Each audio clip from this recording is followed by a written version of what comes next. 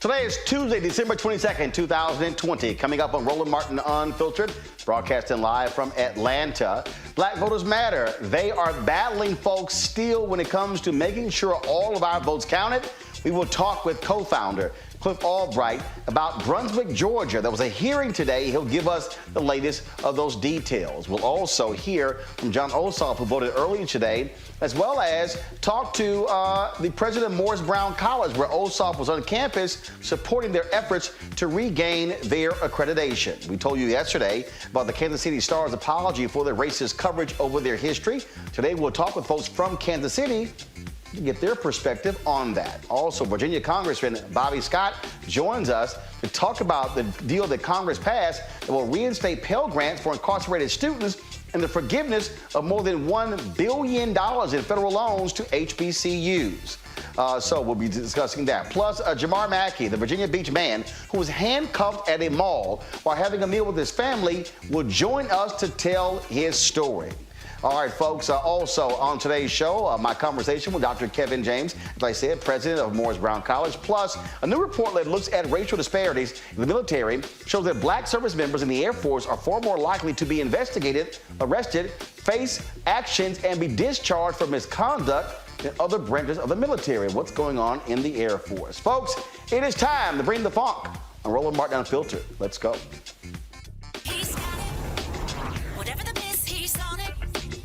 Whatever it is, he's got the scoop, the fact, the find. And when it breaks, he's right on time and it's rolling. Best believe he's knowing. Putting it down from sports to news to politics. With entertainment just for kicks, he's rolling. It's on go, roll, y'all. It's Roland Martin, yeah. Rolling with Roland now. He's funky, he's fresh, he's real, the best, you know he's Roland Martin now.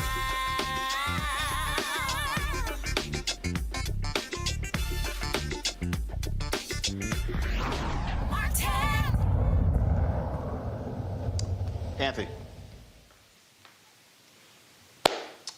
All right, folks, here in Atlanta, we're broadcasting, of course, still covering the Georgia runoff here in Atlanta. We've been all over the state, and the folks, Black Voters Matter, they've also been all around this state as well. And what they have been doing is battling not just to get black folks registered, to get them to vote, but also how Republicans are trying to stymie black folks from voting. They were in Brunswick, Georgia today in an emergency hearing. Joining us right now is Cliff Albright, the co-founder of Black Voters Matter. Cliff, always glad to have you on Roland Martin Unfiltered. Always glad to be here, Roland. Thanks.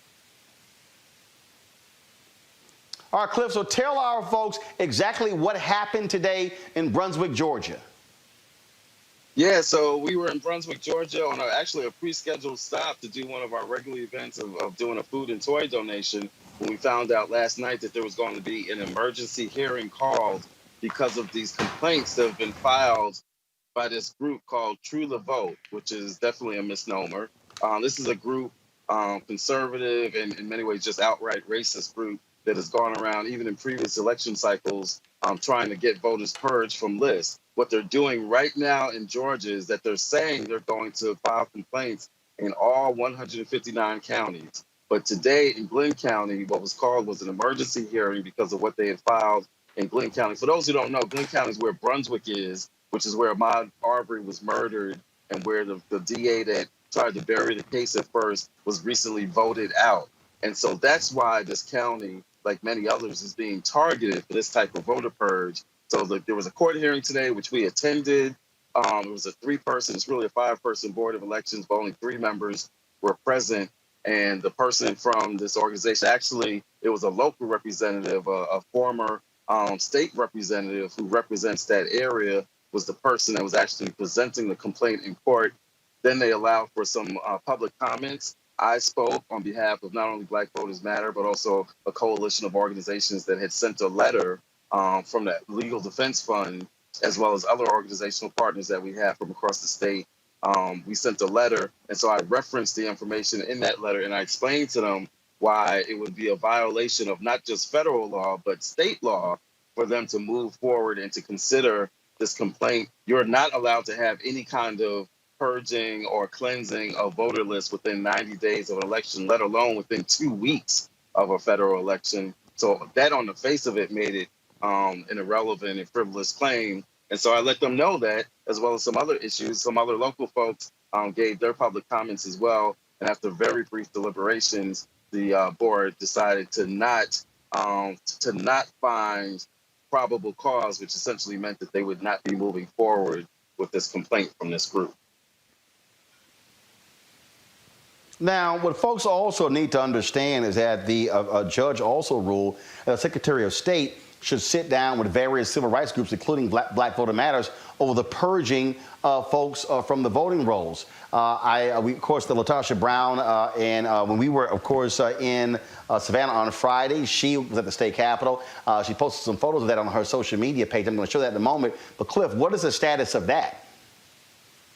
Yeah, we still haven't heard back from the state on that. And so, what we're hoping is that the court will find that they're just in contempt of court. The court gave an order which basically said to work this out. We've done our due diligence trying to get them to respond by phone, by email, and as you referenced, even going down to the Capitol building to meet with the Secretary of State. They continue to fail to respond. And so what we're hoping is that the court will ultimately just find them in contempt and decide to rule in our favor. And with the remedy that we're seeking is that those voters, and again, this is a purge that goes back to 2019. This isn't a purge from this year, but the implications, the consequences of that purge are still being felt today, because we don't know how many of those 200,000 that were legally purged have not yet been re-registered. So the remedy we're seeking is that they automatically get re-registered. We don't want them to have to file anything, to call anybody, to jump through any hoops. They were purged illegally, and so we want them to automatically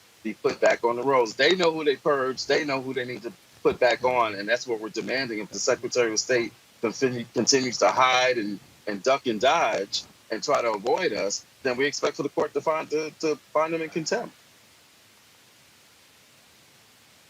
And again, let me be real clear here. The courts ruled for y'all to sit down, and the Secretary of State has not even responded? He's ducking and dodging, Roland. They have not responded to repeated attempts to work this out as ordered by the court.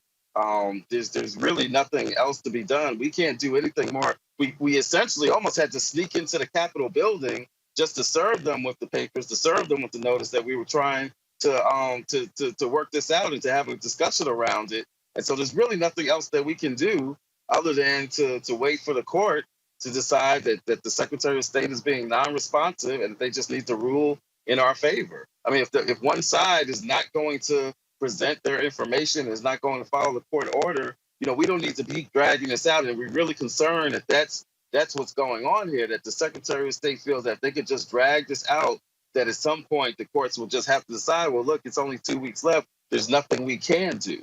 And so we know that that's the strategy. That's why we were aggressive in trying to meet with them. They're failing to respond. We think that the court needs to act now. In fact, Cliff, I'm showing these are the photos that Latasha posted from 3 days ago, where, to your point about sneaking in, they were avoiding y'all, and y'all had to track them down to serve them with these papers. They did not actually want to meet with Black Voters Matter.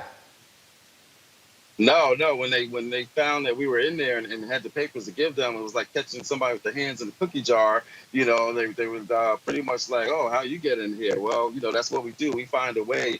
Whatever it is that we have to do to protect our folks' right to vote, we're going to make that happen. And whether that's going to the Capitol to serve them with papers, or whether that's showing up today in Glenn County to demand that these voters not be purged, and that they follow the law, that you can't do this kind of list maintenance within 90 days. We're going to do whatever it takes to let them know that we're not standing by it. And what's important is that, especially in these rural counties, because the same thing they're trying to do in Glenn County, they're trying to do in counties all over the state. They're trying to do it. They already tried it in Cobb and it was shot down. They tried it in Muskogee, and that Board of Elections actually found that there was some probable cause to at least look into it. Doesn't mean that they're purging folks, but still, even looking into it has a chilling effect, right? It has the effect of intimidating voters with the thought that they might be asked, why did you change your address? Where are you going? What are you doing? Who are you voting for, right? And so they try to do these things in these rural counties. And part of why we do what we do, why we roll through in these communities with the Blackest Bus in America, is because we want our folks to know that they are not alone. And there were several people from Brunswick in that courthouse today who said, you know what, I thought I was going to be here by myself. I was so glad to see y'all. That's the kind of impact that we want to have in communities. We don't want anybody in our communities who's trying to fight for truth. We who believe in freedom shall not rest. We don't want folks to feel like that they're alone in these battles. So it was really important to us that we were there today, that we were in the Capitol the other day serving those papers, and we will continue to be in every county, wherever there are Black voters facing these issues. That's where we're going to show up, along with some incredible state partners. Big thanks to LDF for drafting the letter that was sent to the Glenn County Board of Elections today. And again, Cliff, that is the thing that means. So here we are in the middle of an election. We're sitting here trying to get folks out, and y'all are on the front lines just to make sure that Republicans in this state are not trying to intimidate Black voters, trying to suppress Black voters, because they clearly understand the power of the Black vote, and this is how they want to win. They do not want to win on the issues. They frankly want to win by cheating. Yeah, and it's and hilarious. I said that to them. They keep yelling, stop the steal. They keep yelling, stop the steal, but that's what they're trying to do. Right. The levels of hypocrisy are mind-blowing, right? And I mentioned that to them in my public comments to the Board of Elections today, because what they were trying to argue is that they don't know who these voters are, right? They're just doing this. They're just trying to clean the rolls. We don't know who's going to be impacted. We don't know what the race of the voters are. And what I told the Board of Elections is, look, we got to be honest here, right? We just got to deal with the reality. We know why they're doing this. They know who it is that would be purged by this. In the same breath that they were arguing that they know that these weren't military people, because they didn't want to act like they were trying to purge military. So they said, no, we researched it and these aren't military, and we researched it and these aren't students. So like I said to the Board of Elections, I said, you know what? They're telling us they know everything there is to know about these voters. They know whether they're military, whether they're students. They know their shoe size. They know what their favorite food is to eat. But somehow they want us to believe that they don't know their race. That doesn't make sense, right? That just flies in the face of everything that we know. We know why it is that they're doing this. We know that they're mad because Georgia flipped in November. We know that they're scared, as you said, that they're running scared because of the historic voter turnout that we've seen in the first week of early voting, plus the vote by mail. We know that they're scared because of the momentum. We know that they're mad because of what happened in Brunswick and Glenn County, where they got rid of the DA. This is why they're using these tactics, and especially in a place like Brunswick and Glenn County, we need not be naive about what's going on. In fact, one of the acts that I cited and that the LDF cited in the letter, this isn't just a violation of the Voting Rights Act or the Help America Vote Act. The intimidation that this represents goes to the 1871 Ku Klux Klan Act. And so I mentioned that in court in the hearing today, and I looked dead at the representative who was bringing this hearing when I referenced the KKK Act, because that's all that's going on. It is the same kind of intimidation. They want our voters to have to answer questions about why they're voting a certain way or where they lived or where they moved to and all this stuff. That's intimidation, and we're not having it. That's what we're trying to do today. That's what we're trying to do with the lawsuit that we have against the Secretary of State. All right, then. Cliff Albright, we certainly appreciate it. Look, keep us abreast. Whatever happens, y'all know y'all can come on here at any time to break this thing down, and we're going to keep, pressing and making it perfectly clear that we are watching and paying attention. Thank you so much, Roland. Be on the lookout. Valdosta's next up. We're fighting for that as well, too. And that's, in this case, thousands of voters that they're potentially trying to purge in Valdosta, Georgia. All right, then. All right, Cliff Albright, co-founder of Black Voters Matter. Thank you so very much. Thank you, Roland. All right, folks. Last week, the first day of early voting, Raphael Warnock went to the polls, and he voted with Ambassador Andrew Young. Well, today, John Ossoff actually decided to go vote. We were there, and he actually had a little shout out for our folks who watched this show. So check this out. Hello to the whole Roland Martin.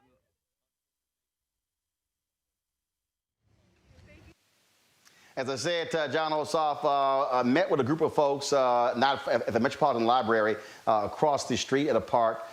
We were actually there covering that. He spoke to them. And also, he was joined by folks with the Millennial Civil Rights Project. They were there standing with him as he went and voted early today. And there should be, y'all should be seeing some video there of John Ossoff in the voting booth, casting his early vote. Last week, of course, Warnock voted. More than 1.3 million folks have voted early already, in-person voting. But in addition to in-person voting, also folks who voted early by absentee ballot. They have drop boxes in various locations across the country in order for people to be able to drop off their ballots if they don't want to stand in line. Now, of course, Republicans do not like those drop boxes at all. They don't like those drop boxes at all. And so what they prefer is for folks to stand in line. It was not a long line. In fact, Ossoff, he voted rather quickly compared to last week when Raphael Warnock voted. Was a lot more folks in line that first day. But again, it was good to see the folks out there at Metropolitan Library here in Atlanta, where he went and voted to cast his ballot. And of course, there are three races. Folks are voting on: his race against Senator David Perdue, Warnock against Kelly Loeffler, and as well as an African-American who is running for the Public Utility Commission. That's an important position. He would be the first Democrat elected in 20 years to that particular position. And so we're going to actually chat with him a little bit later this week. And so bring you Daniel Blackman talking about his important race. So these three runoff races are on the ballot. All efforts are out there to get folks focused on that. Now, after Ossoff voted early, he then went to Morris Brown College. Remember, we had the president on here talking about them pursuing a re-accreditation. And there, Ossoff talked about the importance of Morris Brown and what he would do for HBCUs if he is elected United States Senator. Here is some of that discussion. I want to point out it's been 8 months since the U.S. Senate passed any direct stimulus payments for the American people, and they've decided after 8 months of obstruction they're going to send $600. Well, for folks who are unable to make the rent, can't make the car payment, can't afford the prescriptions, behind on the bills, $600 is a joke. And the truth of the matter is that they don't care about regular people. If the most powerful investment banks in the country, stock valuations started plummeting overnight, they would jet back to Washington in 4 hours and pass legislation.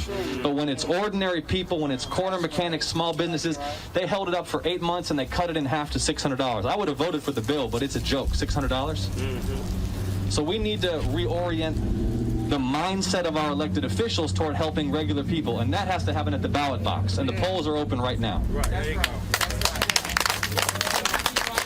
And let me be clear that President James and I were discussing this back in the spring. We were talking about what Georgia's United States Senate offices can do to help accelerate the process of re-accreditation. Under your leadership, Mr. President, that applications be accepted. They'll be here in January, and it may be as soon as the springtime that Morris Brown will be eligible for those kinds of federal grants. So expanding the Pell Grant program should be non-controversial.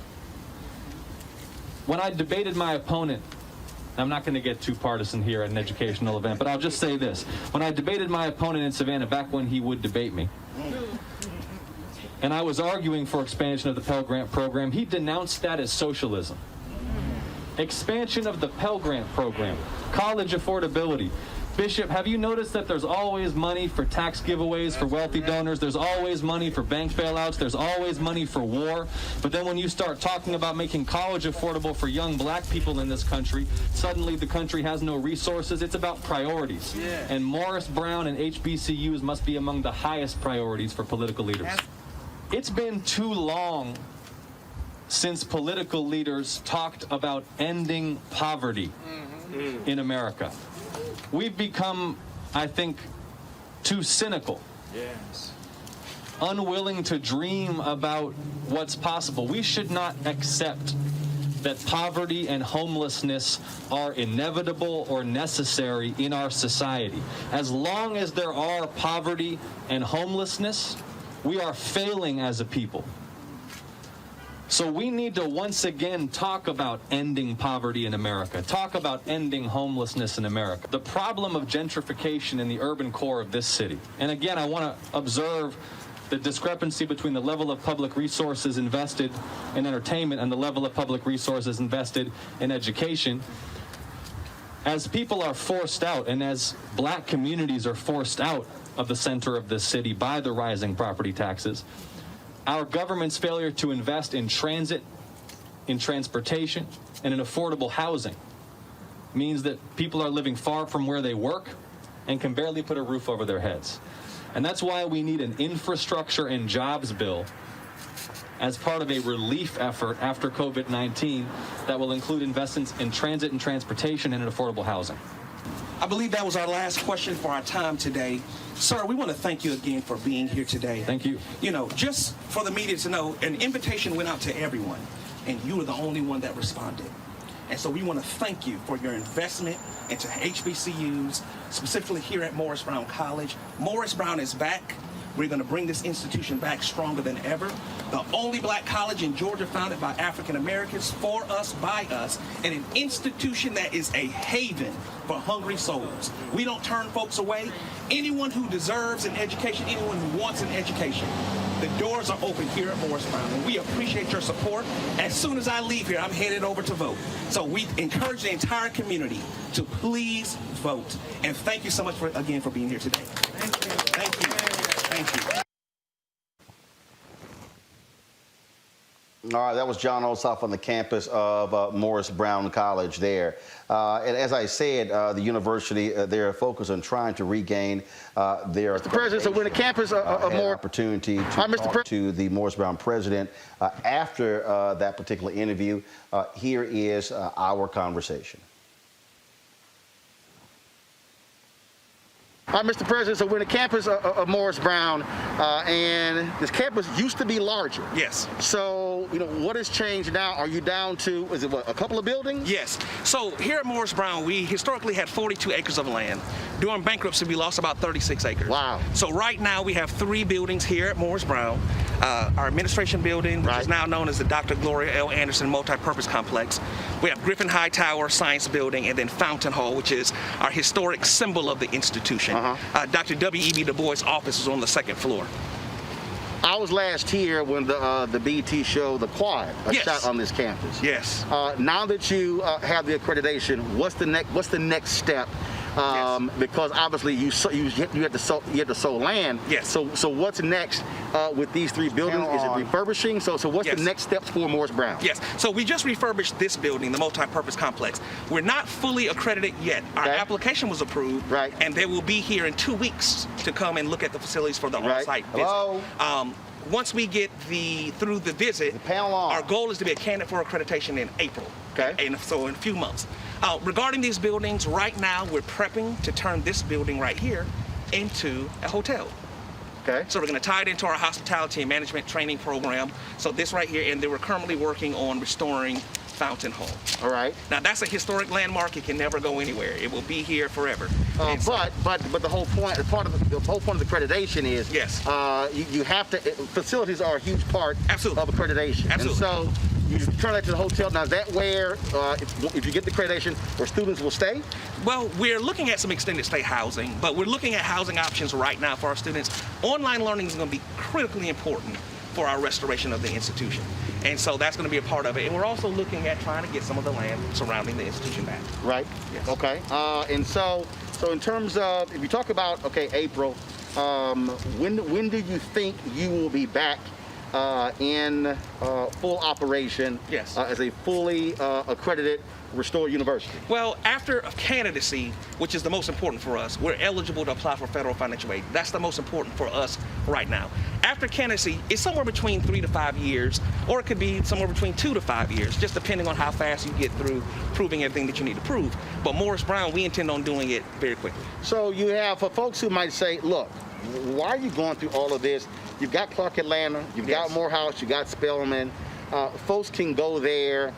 Why invest money in this when you can actually consolidate Yes. to be able to serve the needs of students? Well, we're Morris Brown. We've been open since 1881, and we don't want to merge with any other institution. We want to fully restore this institution. You know, Morris Brown's very special. We're the only black college in the state that was founded by black people for black people. You know, nothing against any other institution, but we're the original for us, by us, and we want to continue to move this institution forward. The blood, sweat, and tears of our ancestors, we're not going to allow it to die. So we're going to continue to push forward as Morris Brown College. Are you still, in terms of what role does the church still play Yes. in Morris Brown? And for folks out there who are saying, okay, why haven't they done more to help the university to restore it? Well, actually, we are still affiliated with the AME Church. We're founded in the basement of Big Bethel AME Church. We are a AME Church affiliated institution. Now, regarding them helping us, they've absolutely helped us over the years. As a matter of fact, the only reason we're open today is because of the support of the AME Church. Most recently, they showed up and showed out by forgiving $4.2 million that we owed them so we can get accredited. And so they're still supporting us financially. They just, at homecoming, presented a check for $120,000 on behalf of the 6th District of the AME Church. So the AME Church definitely has been supportive, and we're going to continue our affiliation with them. All right, then. Well, we certainly appreciate it. Certainly keep us up to date. Yes, sir. What's happening with Morris Brown? Yes, sir. Thank you so All right, much, sir. thanks a bunch. I appreciate it. Thank you, man. All right. Thank you, guys. Let's go to our panel. Candace Kelly, legal analyst. Rena Shaw, the Lincoln Project Women's Coalition. Also Joseph Williams, senior editor, U.S. News and World Report. Candace, let's first start with our top story. The folks that Black Voters Matter are battling. What we are seeing in this state, even though we're in the middle of a runoff election, Republicans are desperate to win. They do not like the fact that Joe Biden won by less than 12,000 votes against Donald Trump. In fact, Republicans wanted to change the state law to impact the January 5th runoff. That is called voter suppression. Indeed, it is called voter suppression. And, you know, Cliff said a number of important things, but one of the most important things he said was that everything that they're trying to do in terms of going into the court system and actually, you know, legally trying to suppress voters is that they haven't met the lowest threshold at all, and that is probable cause. They haven't met that. All of these lawsuits are frivolous. And just as we've seen all of the other lawsuits that have been pushed back and put off and all the way up to the Supreme Court, we're going to see that here. We've seen that here. They have said it is a frivolous lawsuit. Another thing that we're looking at, and it seems to be a pattern of let's just do nothing by the Republicans. Let's not respond. Let's act like they're not there. this is why we saw Ossoff kind of, talk to an empty stage, because we had Perdue saying, I'm not even going to acknowledge him. I'm just going to pretend that he's not there. Just like President Trump, I'm going to pretend like I haven't lost. I'm just not going to say anything in terms of trying to acquiesce and say, hey, I happen to have lost. So we see a lot of the strategies at play here, but mostly we see that we have precedent, and the fact that even though that they're trying to illegally suppress voters, they're not going to get away with it, because precedent has already spoken, and people are already on the ground fighting very, very hard, as we saw Latasha and Cliff, to find people to go and serve them, to say, hey, this is not going to work out. Joseph, again, this is why the legal groups matter. This is why we have to stay hyper vigilant, because, again, what Republicans want to do in this state, they want to shave off 1,000, 5, 10, 20, 30, 50,000 votes, because they know this is going to be a very, very close runoff. Well, that's exactly right. And they do it in places where they think no one is looking, like Brunswick, Georgia, like some of the other counties that Cliff mentioned. But look, this is a battle that we've been fighting, as he also mentioned, since the 1800s. It has never stopped. It's a relentless battle. The only difference now is that there are courts that can handle this kind of thing, and it doesn't have to be settled with the gun at the ballot box, as they probably would have done if they were able to get away with it. But what's incredibly frustrating to me is the fact that this is an area of the country that we used to have protocols to keep them from doing things like purging voter rolls within 30 days of an election and passing new laws. That was the pre-clearance section of the Civil Rights Act, the Voting Rights Act, rather, that the Supreme Court gutted a couple of years ago. This would not be happening if that was still in place. But we do know that Republicans are really ready, willing, and able to do whatever it takes to win. They believe in power. They don't believe in democracy necessarily, and they are doing what they need to do right now. Georgia is very crucial, as we've discussed many times in this show. Win it, you win control of the Senate. Lose it, and the Democrats get to execute their agenda to a certain degree. So for Republicans, it's a winner-take-all strategy. No stone left unturned, no holds barred. So I expect to see even more of that continued with the onslaught of propaganda that we've been seeing from national Democrats, or national Republicans, beg your pardon, to disparage Raphael Warnock and John Ossoff. It's already starting. It's going to get more intense as the election day nears. So there are going to be many, many battles to be fought on this front before the final vote is cast.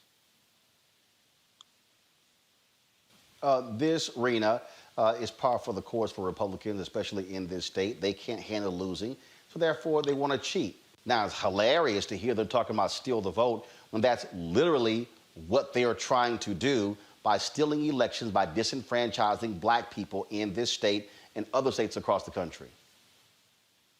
Well, Roland, I mean, I think when you're desperate, you're this desperate, you're going to call in the cavalry from other places. And I'm reminded by that very thing tonight when I read a story in the Atlanta Journal-Constitution, and it is appalling what the Georgia Republican Party is doing in partnering with a Texas-based group called True the Vote. They're an election watchdog group, and they're targeting voters whose names are showing up on USPS lists. Basically, our U.S. Postal Service has lists showing whose addresses have changed. Well, that's where True the Vote, this group, is going to say, basically, here are the people we need to purge. They act like they're doing something that's necessary for democracy, but what they're really doing in challenging the eligibility of over 364,000 Georgian voters who've either moved is really a bold-faced, a really sad, bold-faced attempt to disqualify those ballots. What they're trying to do is make it so that those people have to fill out provisional ballots if they show up at the polls, and they've already been successful. In Muskogee County, that very tactic that True the Vote has done, it's gaining traction. And in Muskogee County, 4,000 voters, if they show up at the polls, are going to have to fill out provisional ballots. This is so important to talk about. We need to talk to our neighbors in Georgia. If you're listening tonight, you live in Georgia, talk to your neighbors about this. This group is on the ground, and guess what? They're getting Republican political operatives in different counties to do this thing. How? They are basically questioning voters' residency and leaving decisions over whose ballot should count. They're leaving it to election boards. And what these operatives are doing by going to these election boards and challenging it, they're essentially saying, hey, look, we've got something here. So, look, the burden of proof is on the challenger for sure, but voters might be asked to provide information that shows their vote is actually valid. That is where this whole thing becomes murky, and this is why we need to stay vigilant. You are so right about that, because when they're desperate, the Republicans are desperate, they call in the cavalry, and what they're doing right now is just the most bold-faced attempt and to disenfranchise voters, and it's one of the oldest tricks in the book. It really is. And this is how they hope to win. Absolutely. And so what we have been doing, we're going to continue to focus folks on these issues, continue to shine a light on them, because they are crucially important, again, as we begin to break these things down. Got to go to a break. We come back. We're going to talk about Kansas City. The local newspaper there apologized for years of racist coverage. We'll talk to black folks who are from KC about that. Also, we'll chat with Congressman Bobby Scott about changes in law which will now allow those who have served in prison to qualify for Pell Grants, but also the forgiveness of $1 billion in federal loans to HBCUs. And that Virginia black man who was handcuffed by cops while he was eating with his family at the mall, the cops have now issued an apology. We will talk to him right here on Roland Martin Unfiltered, broadcasting live from Atlanta. We are on the ground covering the Georgia Senate runoff races. We'll be back in a moment. If your vote didn't matter, you wouldn't have so many people trying so hard to stop you from voting. There is some value there. But even when you talk about that people are not paying attention to your issues, I can't pay attention to your issues if I don't even know you're there. And the only reason people are going to know you're there is when you show up to the polls and vote. That's when that power manifests itself. But as long as you stay home, as long as you're making excuses, then guess what? You will always experience these issues that we're experiencing today. And another thing, don't get caught up in the candidates, right? There's no such thing as a perfect candidate, but you should be going to vote for the most important person, and that is you and the one you love. You talk about you'll fight for the one you love. You're willing to die for the one you love. You need to ask yourself, are you willing to vote for the one you love? Because if you don't, there's going to be somebody's neck on yours pretty soon. Daring to demand the right to vote for black Americans. In Selma, Alabama, 55 years ago, John Lewis was nearly killed as he and hundreds marched across this bridge. That movement's courage secured the Civil Rights Act and the Voting Rights Act, but the promise of equal justice in America remains unfulfilled. So together we'll fight for a new Civil Rights Act and a new Voting Rights Act to ensure equal justice for all, no matter the color of our skin, to end racial profiling and police brutality, and to stop anyone from suppressing the sacred right to vote. Congressman Lewis gave me my first job. He instilled in me the conviction to fight for justice. He said to never give in, never give up, keep the faith, and keep our eyes on the prize. I'm John Ossoff. I approve this message. Too many people struggled, suffered, and died to make it possible for every American to exercise their right to vote. There's a lot of stuff to do this time of year. Get the tree. Done. Hang the lights. Not yet. Wrap presents. Check. But this year there's one extra thing to do. Vote. That's right. Early voting starts December 14th, so make voting part of your holiday plans. It'll probably take you less time than it'll take me to do this. I'm Raphael Warnock, and I approve this message. We learned early in Sunday school that thou shalt not steal, thou shalt not bear false witness, thou shalt not have no other gods before me. Raphael Warnock's opponent seems to have forgotten these basic Sunday school lessons. Her gods of greed, her lies about Pastor Warnock, and her shady Wall Street practices are evidence of this. And on January the 5th, let's bear witness that greed, lies, and shady dealings don't represent Georgia. let's send Raphael Warnock to the U.S. Senate to fight for the least of these and not Wall Street billionaires.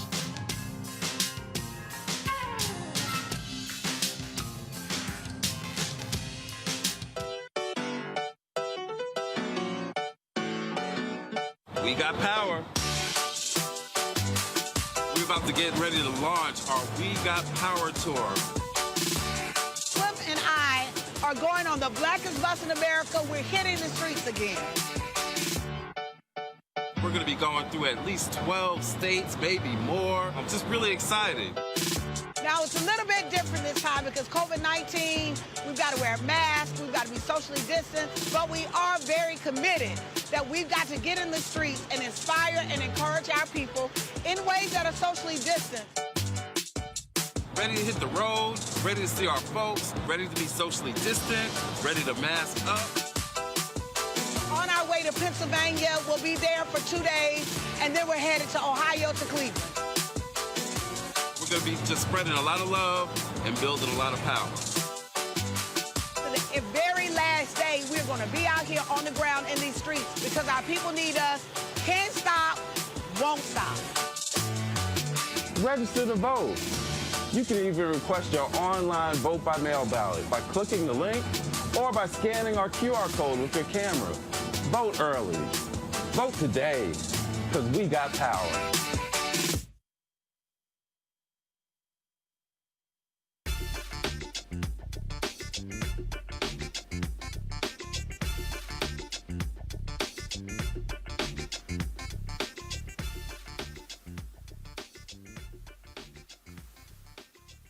The Kansas City Star, the city's daily newspaper, apologized for years and years, decades of racist coverage against African Americans. How do black folks feel about that? Eric Weston is the managing editor of the Kansas City Call, the black newspaper there, and Sheila Brooks is CEO of DC-based SRB Communications and a native of Kansas City. Glad to have both of you. Eric, first and foremost, of course, the Call has been known for its coverage of the black community there, a historic black newspaper there. What do you make of this massive spread by the Kansas City Star and them looking inward, apologizing for decades of racist coverage targeting African Americans?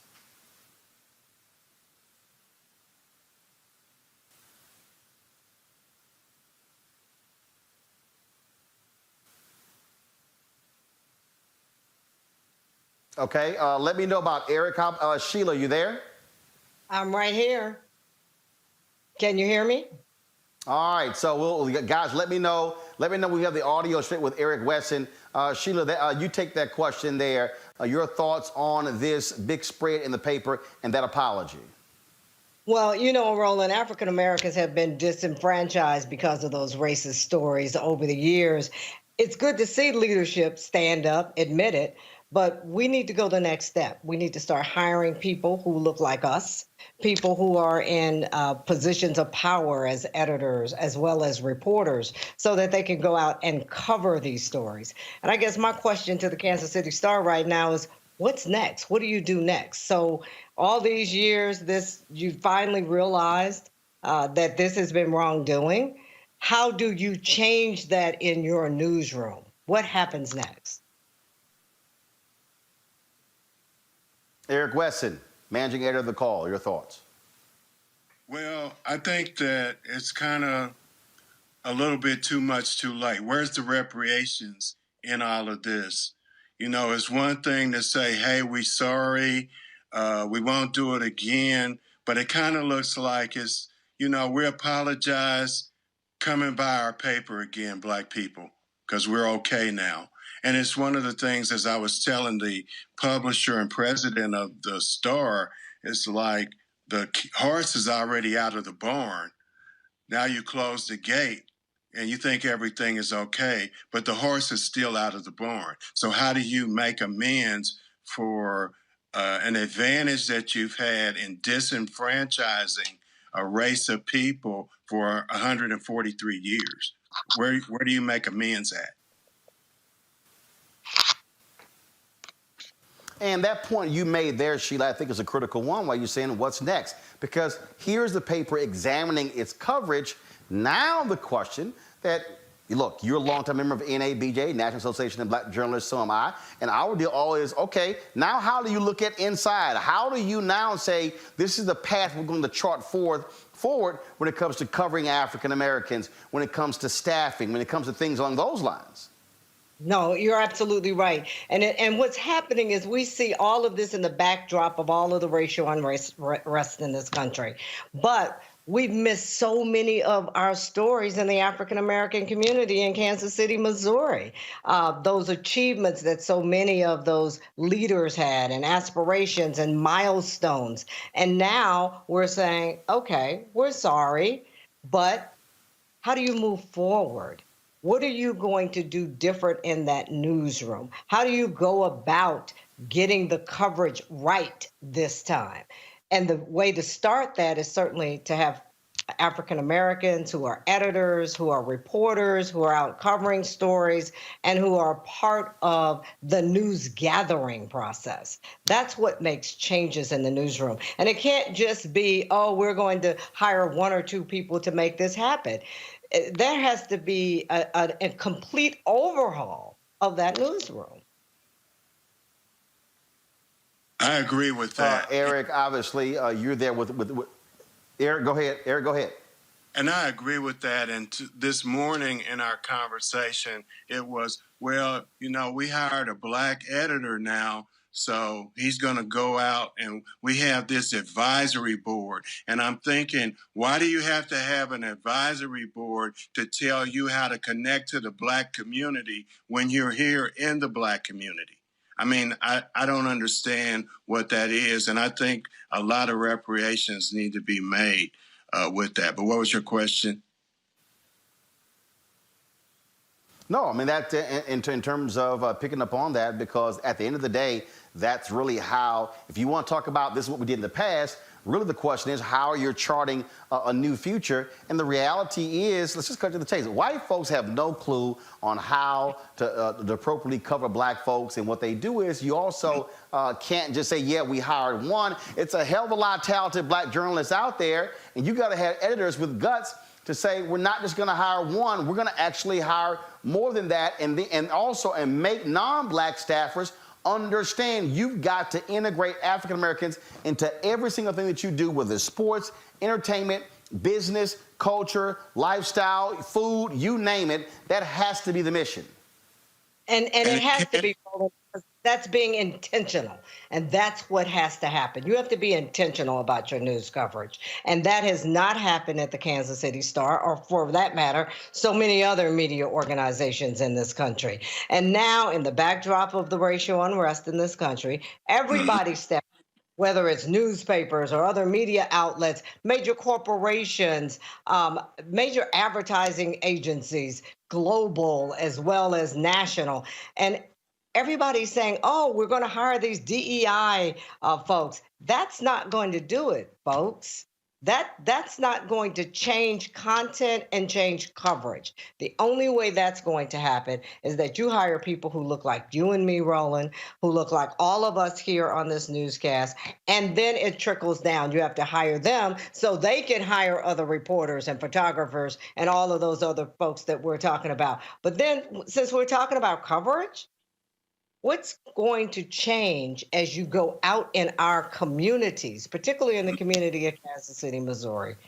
What's going to change in order to bring back the kind of positive coverage now, not the negative coverage, not what has happened over all these years in the past?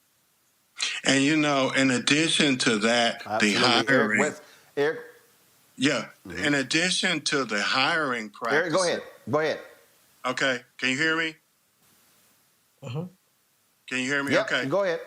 In addition to the hiring practices, it also has to be an effort made to get that next generation of reporters. And one of the things that I suggested to them was, let's do some scholarships. When I was a member of the KCABJ, I can remember the store buying us some coffee and donuts maybe once or twice for a meeting. But where's the outreach? Where's it going into Lincoln College Prep School, Central High School, motivating and inspiring the next generation of journalists to come in to write about it?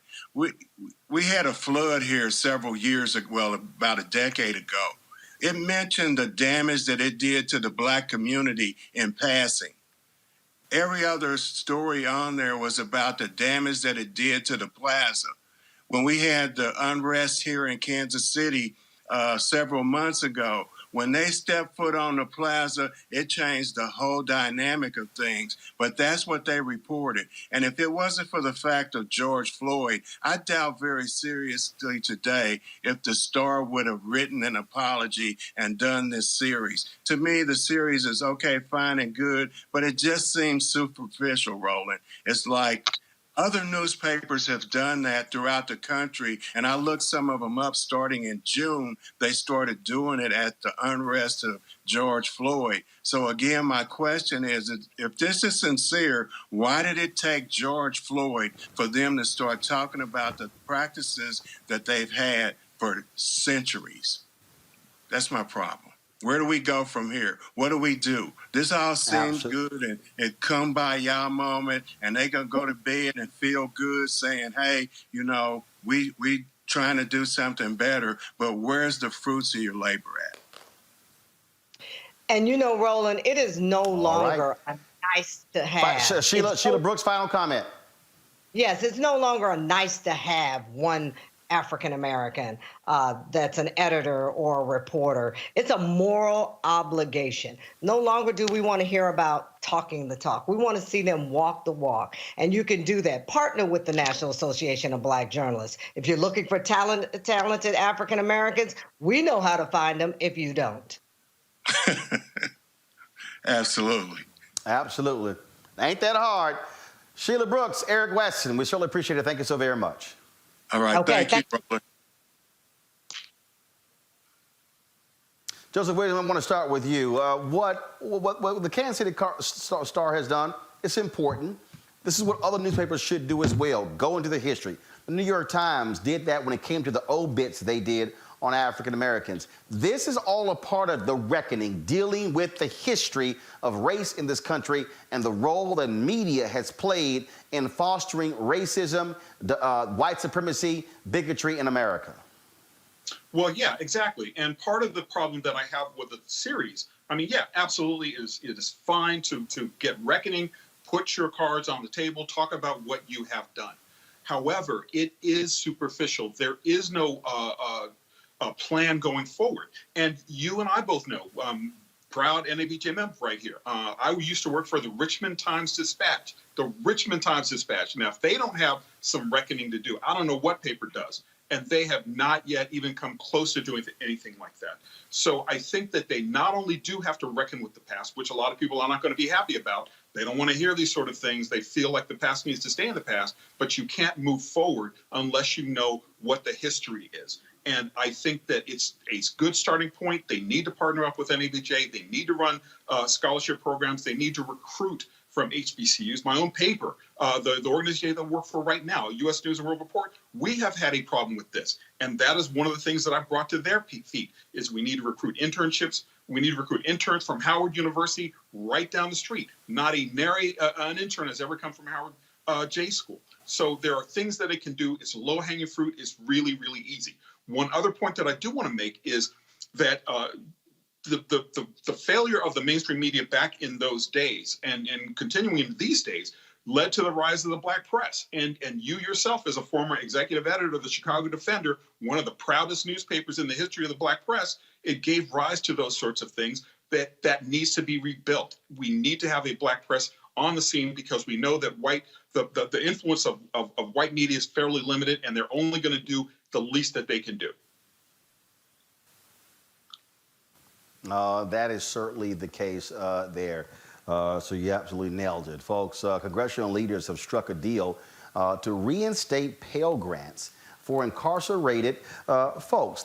Why is this important? This is important because in the 1994 crime bill, this whole tough on crime deal, that's where that money was pulled. For 26 years, Pell Grants have been withheld from nearly 1.5 million people in state and federal prisons. Now, the proposed change would grant incarcerated students eligibility to use federal dollars to pay for college while in prison.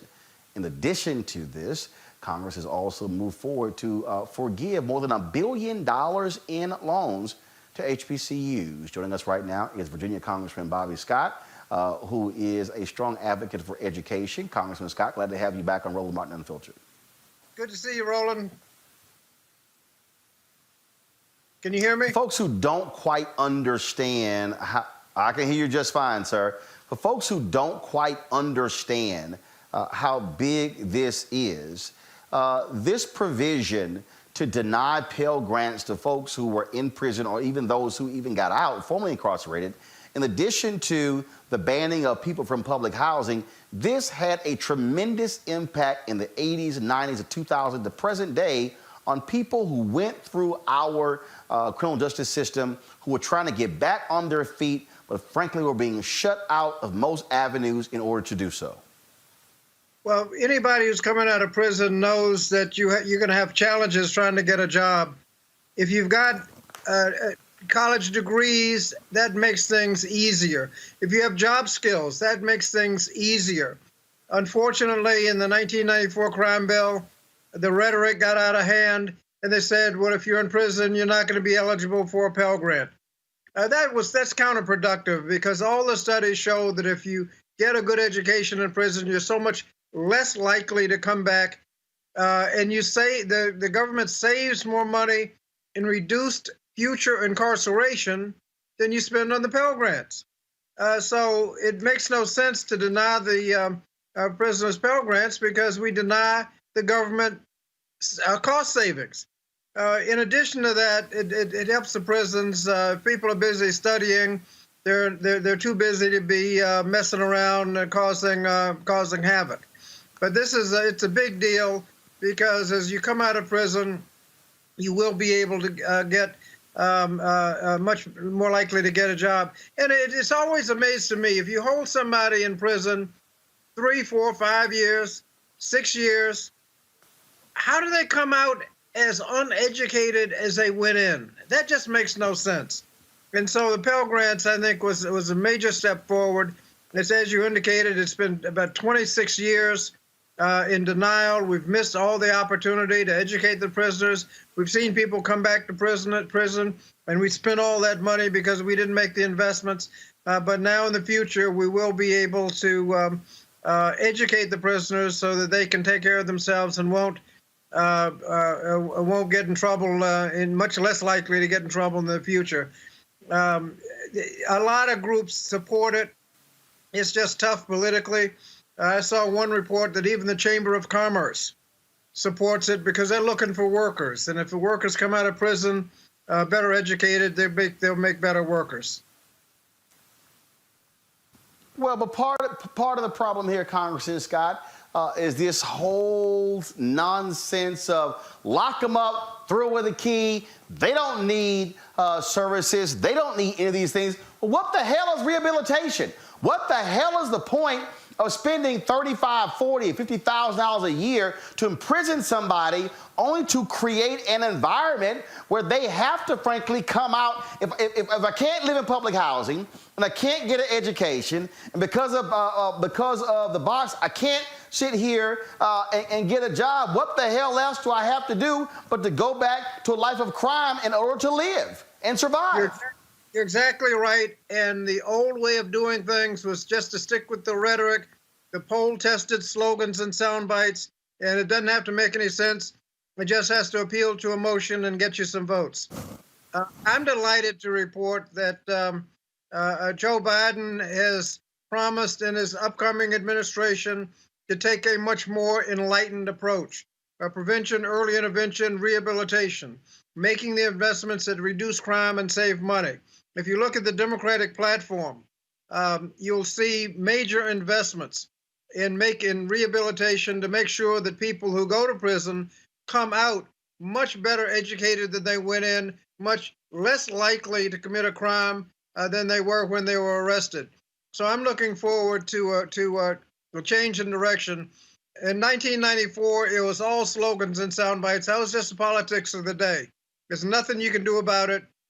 That's just how people were. You argue, you give them statistics. They weren't interested. Now I think there's an appetite for doing things that make sense.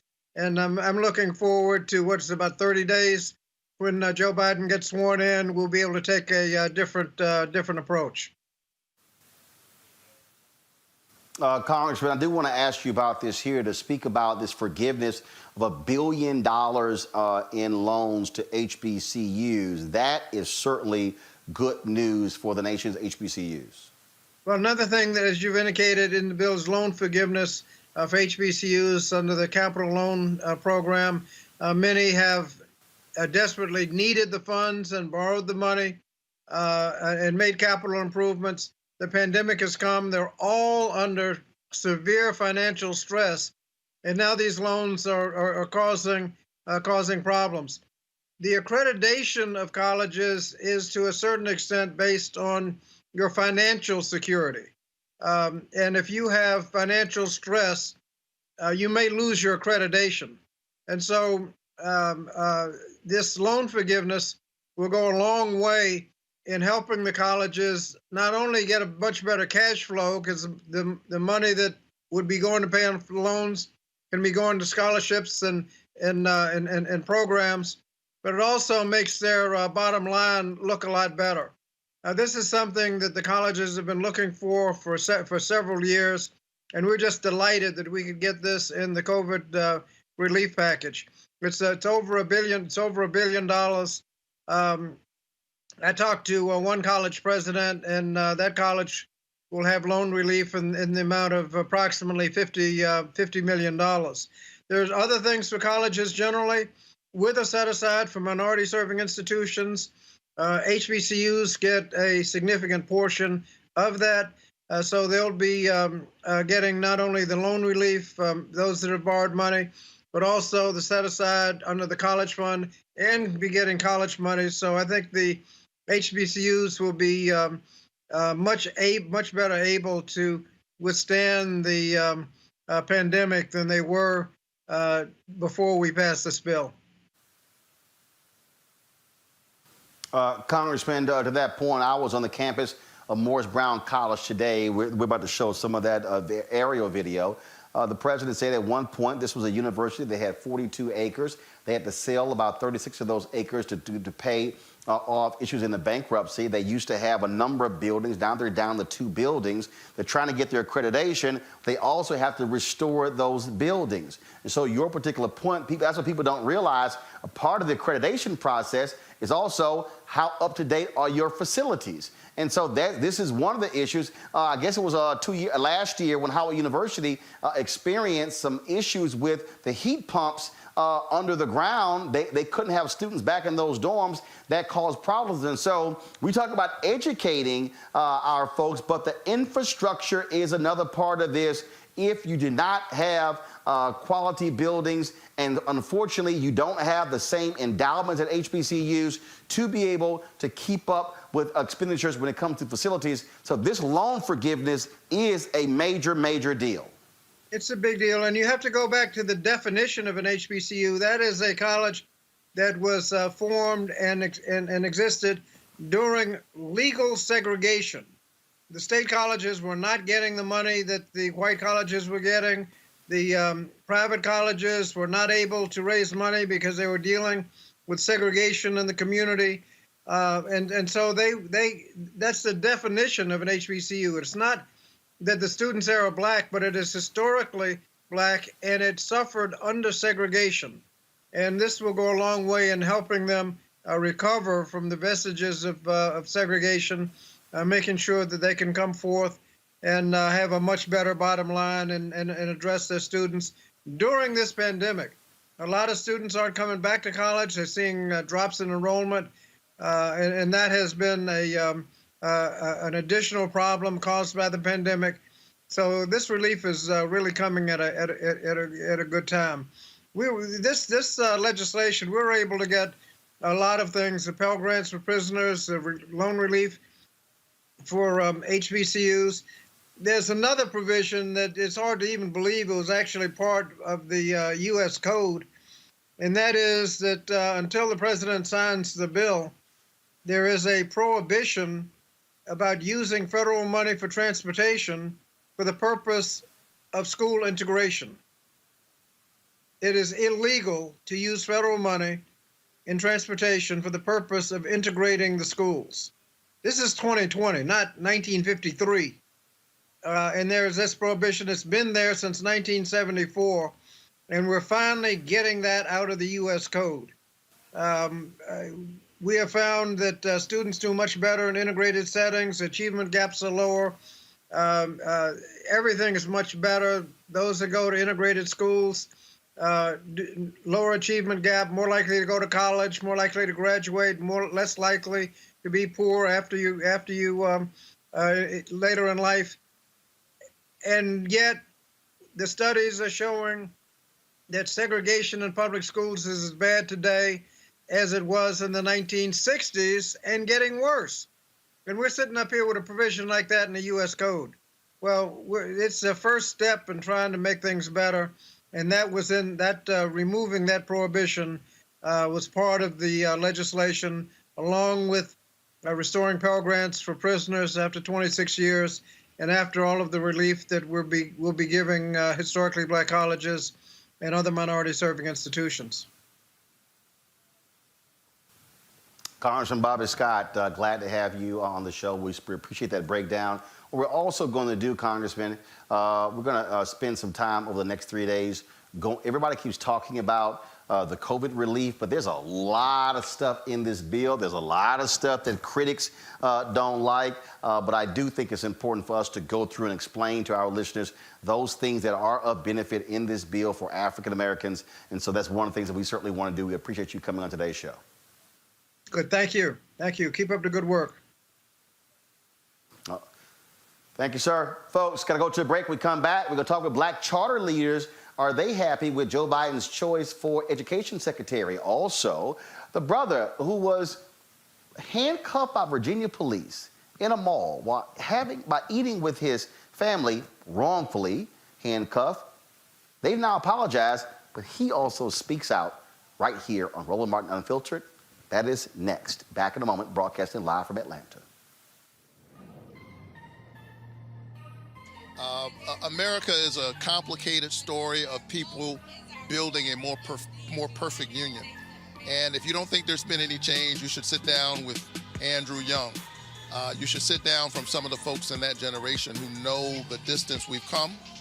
And as we continue to push hard, change comes. The other side knows your power. The other side knows your voice. That's why they're engaged in voter suppression. If you weren't so powerful, they wouldn't be trying so hard to stop you from voting. And so you ought to stand up in this defining moment in American history and win the future for all of our children.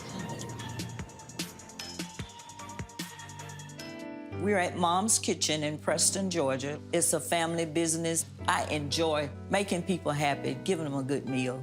But since COVID, we had to close our main dining room. We lost all of that business. And we used to do a lot of caterings. We can't do any of that anymore.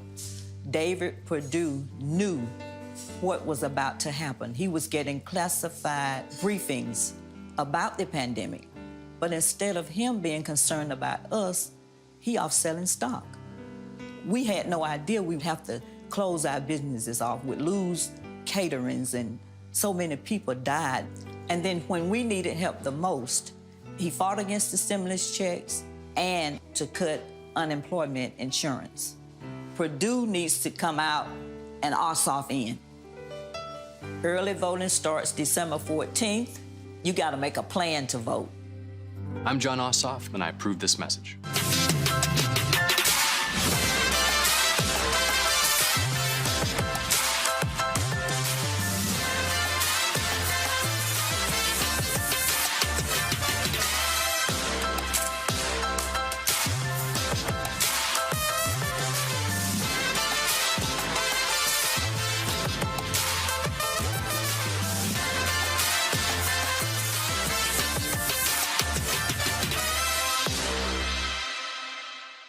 When you're 22, you absolutely do not expect to be diagnosed with cancer. You know that it can always come back. And that's why I'm supporting Raphael Warnock, because he understands that healthcare is fundamental to people's lives. I'm sick and tired of being represented by people who are actively working to take away my healthcare. Raphael Warnock fights for people. That's what he cares about. I'm Raphael Warnock, and I approve this message. Georgia, you're not just voting for you. No, you're voting for me too. Georgia, I got you on my mind. You have got a chance today to keep the U in USA. Oh, Georgia, say, can you see? You could save my democracy. Oh, Georgia, you're not just voting for you. No, you're voting for me too. Georgia, you're not just voting for you. No, you're voting for me too. I know you gotta be tired of washing hands and wearing masks, but you could save the planet's ass. Oh, Georgia, we're all waiting to see if you've left the Confederacy. Well, welcome to the 21st century. No, you're voting for me too. You could sit around and mope and say, oh, what's the difference? Or you could just get out and vote. Just 2 senators in blue. Georgia, you know what to do. Georgia, you're not just voting for you. No, you're voting for me too. No, Georgia, put love back in the world. Who better than a fine Southern girl? Well, Georgia, come on and give it a whirl, 'cause you're voting for me too. Yes, you're voting for me too. Make January 5th a belated Christmas gift. Georgia, you know what to do. QAnon conspiracies, vote that crap away from me. Georgia, you know what to do. Georgia.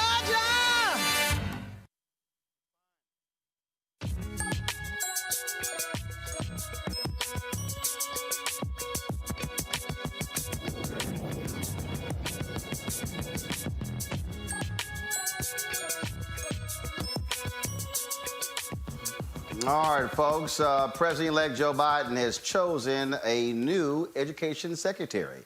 He is Miguel Cardona. He's the Commissioner of Connecticut Public Schools, and he is going to be the education secretary under Joe Biden. Last year, the 45-year-old was named Connecticut's top schools official. If confirmed, he will have moved from an assistant superintendent to Secretary of Education in less than 2 years. Joining us right now is Dr. Steve Perry. He's the founder of Capital Preparatory School there in Connecticut. Also, they have a school there in Harlem as well. Knows this candidate quite well. Steve, we originally booked you and Margaret Fortune, President and CEO of Fortune School, she'll be joining us shortly to talk about black charter leaders' oppositions to 3 names are being floated, but they were not chosen by Joe Biden. Share with our folks your thoughts on this choice. Good choice, lukewarm choice, bad choice by Joe Biden to be education secretary. First of all, good evening, Roland. Keep doing what you're doing, brother. You are telling our story to the world, and we can never, ever, ever thank you enough. So first of all, thank you for that. Second, Dr. Cardona is a relatively new commissioner here in the state of Connecticut, and I'm favorable to him, not because he's been overwhelmingly supportive of school choice or because he's been overwhelmingly innovative. In neither case have we seen that.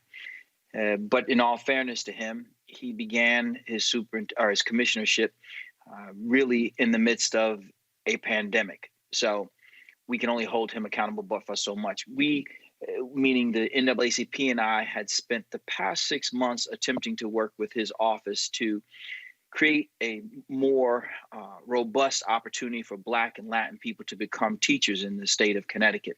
And his office has not been especially effective at executing that, which is terribly disappointing. But my hope is that when he goes to Washington, that he will pick up the mantle of this opportunity and create more spaces for Black and Latin people to become teachers in the United States of America. Margaret Fortune with Fortune Schools out of the West Coast. She joins us via phone. Margaret, your thoughts on this new pick to be Education Secretary? Well, Roland, I think it represents the President-elect Biden stepping out of the fire of picking a union leader, frankly. You know, just a few weeks ago, we understood that Lily Eccleston Garcia, the past president of NEA, was the lead candidate with the support of the Hispanic caucus, and the Hispanic caucus shifted and now supports Dr. Miguel Cardona. I think that's a good sign for school reformers across the country that Biden is not looking to pick that particular fight at confirmation. You know, I think it's he has picked somebody who has a track record in public education, who is not looking to spend his time picking fights with charter schools, which are public schools, and that I anticipate will focus on getting schools reopened safely in Biden's first 100 days. And I think, Roland, that's an agenda we can all get behind, no matter what type of school you're leading. It's also important to I want to note, bring in Candace. Steve, go ahead.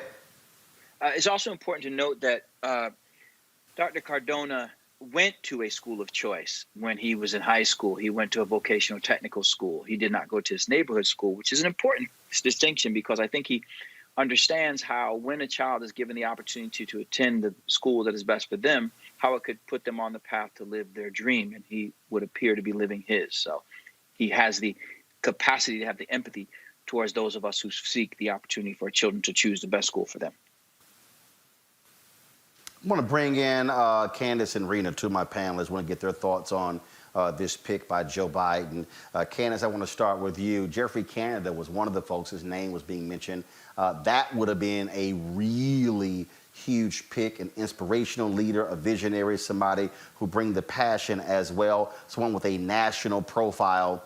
Would have been interesting as well. But to Margaret's point, on that point, you know, union leaders really thought that Joe Biden was going to pick one of their own to be education secretary. He chose not to. Yeah, not only did he choose not to, but he chose someone who has been against unions in terms of opening up schools. Let's look at the numbers. Where are we now when it comes to the coronavirus? Everybody wants schools and malls and restaurants to open, but we're now looking at headlines of a virus that's mutated. So that's going to be a hump for him. On the other hand, we've got, you know, Betsy DeVos in this very expensive helicopter view. And now you do have someone who's on the ground, walking, understanding what it really means to be in the system. He's got two daughters that are in the public school system. He was the youngest principal ever in the state at the age of 28. So he knows exactly what's going on. And I think that we're going to see a lot of good things from him. Certainly you had Republicans and Democrats who were wondering, well, who is this guy? But the thing is, they didn't necessarily hate him. They didn't necessarily like him because I think that they understood, let's wait and see from this guy what we're going to get. It's not a bad choice. We just don't know exactly what he's going to do because of his record. It is not a very long record in terms of the type of national attention that people have when it comes to solving these issues. But he certainly is in the trenches. And that's what somebody wants. They want somebody who's in the trenches. And as we know, all eyes are on Biden. He selected someone who is a person of color, and he selected someone that believes in the education system and fought hard in that he's the first person to have even graduated from college. So I think he understands it. And I think that a lot of people have a lot of high expectations for him, and we just have to wait and see if they're going to be met. Rena Shaw? Well, I think this is an incredible pick on so many levels because he's not very controversial. I think that's the beauty of this pick in essence, because he comes from a very unique background, being the product of public schools. As Candace mentioned, somebody who at 27 was the youngest principal of schools in Connecticut and the entire state. That says something. When you're a product of public schools and you've spent your career talking about how you want to strengthen those schools and you want to embrace the diversity that's out there, from people who grow up in projects to $500,000 homes, you really understand what needs to change about U.S. education. So I have full faith that Dr. Cardona is going to do that. Of course, I love the fact that he is the first Latino person to be appointed, not just state education commissioner as well in Connecticut. And so this Biden pick, I believe, is strong because it really goes back again to Biden really wanting to be a unifier in these picks, really wanting to be somebody who finds people that really, I believe, can work in that moderate middle lane, bringing people together. And I think it's best evidenced by people who ran charter schools in Connecticut. They say that he was very fair. He wasn't anti-charter. He wasn't pro-charter. He was incredibly fair from his post. And I think that is a beautiful thing. I'm somebody that really wants to see school choice enacted. I'm not a Betsy DeVos type, but I know the arguments that conservatives have brought against the U.S. Public education that we have and against the Department of Education in general. I know a lot of conservatives generally want to defund that department. Cardona, I think, is going to bring a tone in heading up that department that really unifies people behind the idea, again, of just we really need strong public education in this country because our students need to be able to compete with the superpowers that are rising in the world, like China and India. And those students out there, STEM is everything for them. I want to see that happen in our public schools here. Dr. Cardona is going to be a very good person in this role. I look forward to watching him grow. I'm not necessarily worried about a frankly controversial pick, Steve. I think big and bold is important. And I think what often happens is, and this happens a lot with president, and I go ahead and say this here. When we talk about, whenever you hear politicians run, you talk about the importance of veterans in the military. Yet typically, frankly, presidents pick weak-ass people to be the head of veteran affairs in the department. When you talk about education, they always talk about, oh, education, I want to be the education president. It's the most important thing, but it's not considered to be one of those picks. To me, this is one of those things where, again, you put your money where your mouth is. If you really think it's a priority, you go big or you go home. And I would think that, I don't think Dr. Cardona would consider himself going big. I don't think Dr. Cardona would expect himself to be a person who comes in and revolutionizes education. The notion of public education is often spoken of in loving terms, but the public education system has failed Black and Latin people since its inception. So I'm not in a hurry to protect such a system, and I think it's foolish for anyone to defend such a system, especially knowing that it is currently destroying the livelihoods of millions of Black and Latin children. I want someone who understands what the data is telling us. The data is telling us when you provide children with the opportunity to choose a school that is best for them, they tend to do better in that school.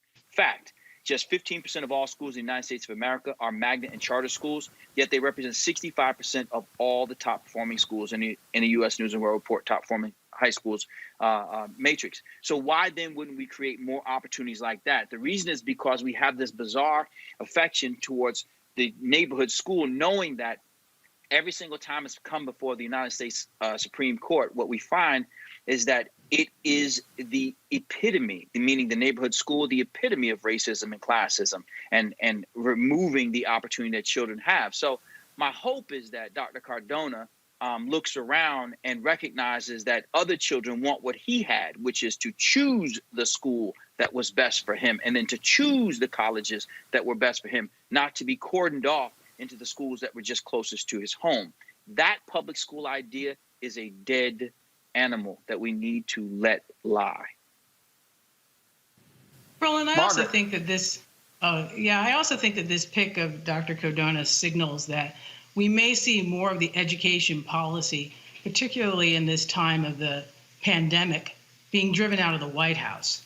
To your point, this is a pick who is an unknown, a relative unknown outside of course, the state of Connecticut, and who not long ago was an assistant superintendent of a school district with 9,000 students.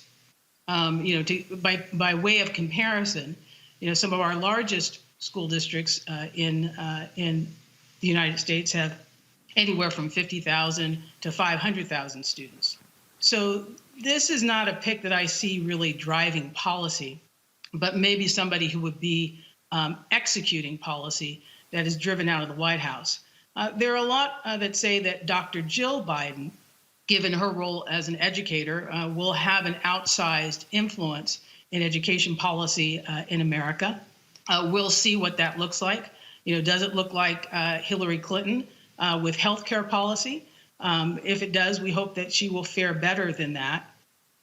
We also want to point out that the Biden transition team has been going through great lengths to have stakeholder meetings in the area of education. I've had the opportunity to participate in 2 such meetings. This type of pick tells me that they were listening.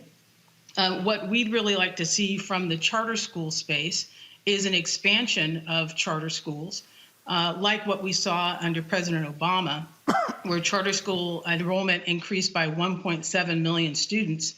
But this time around, we'd really like to see an emphasis on leaders of color, Black and Latino leaders who are starting charter schools out of an act of self-determination.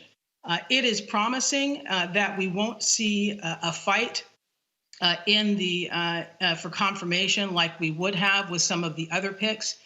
Is this a pick that is like an Arne Duncan under Obama, where there's a clearly formed ideology there, and an education policy that's based on the work of icons like Jeffrey Canada with the Harlem Children's Zone? No.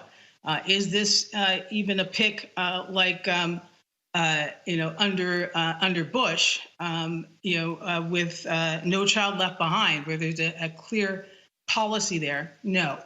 I think we are entering into a stage of recovery and trying to figure out how we can reopen safely. I know that in California, where we have had a turn for the worse in terms of our COVID-19 cases and our deaths due to COVID-19, the schools have been steadily preparing for reopening. It is a curious thing without a national policy around reopening schools, how this is playing out at the local level. My local mall is open for business. My local retail operation is open for business, but the schools are not. Even though we've gone through a tremendous amount of preparation and also had our plans reviewed by the county health department and meet with county health officials every week. There's a litany of things I can tell you that we have done to prepare to be able to operate. Not that I'm saying that is the first priority of every educator in America, and we certainly want to do it safely. But I think that there's a need for a national policy so that we can have some consistency rather than it playing out differently from one jurisdiction to the next.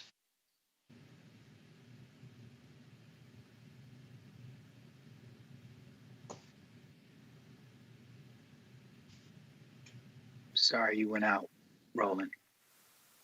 Steve, what do you want to see from this pick? What I would like to see from this pick is for him to think boldly, to understand that each child deserves an opportunity to expand their opportunity beyond their neighborhood. And so I would like for him to take a look at the race to the top and understand that that is the most powerful holdover from the Obama administration. It changed the lives of literally millions of families simply by creating incentives within the State Department, the Department of Education, whereby people could gain access to revenue were they to create opportunities within their respective states. It's that kind of expectation that I have of him. He knows what it is that he needs to do in that space, and my hope is that he looks across the nation and recognizes the opportunity that he has. Candace and Rena. Rena, you said you were excited to see what he does. Out of all the things this pick to focus on, what do you want him to focus on as education secretary? Well, I'm very much in line with Dr. Perry right there. With two very young children, my daughter just turned 5 last month, and so therefore she's not eligible to start kindergarten until next fall.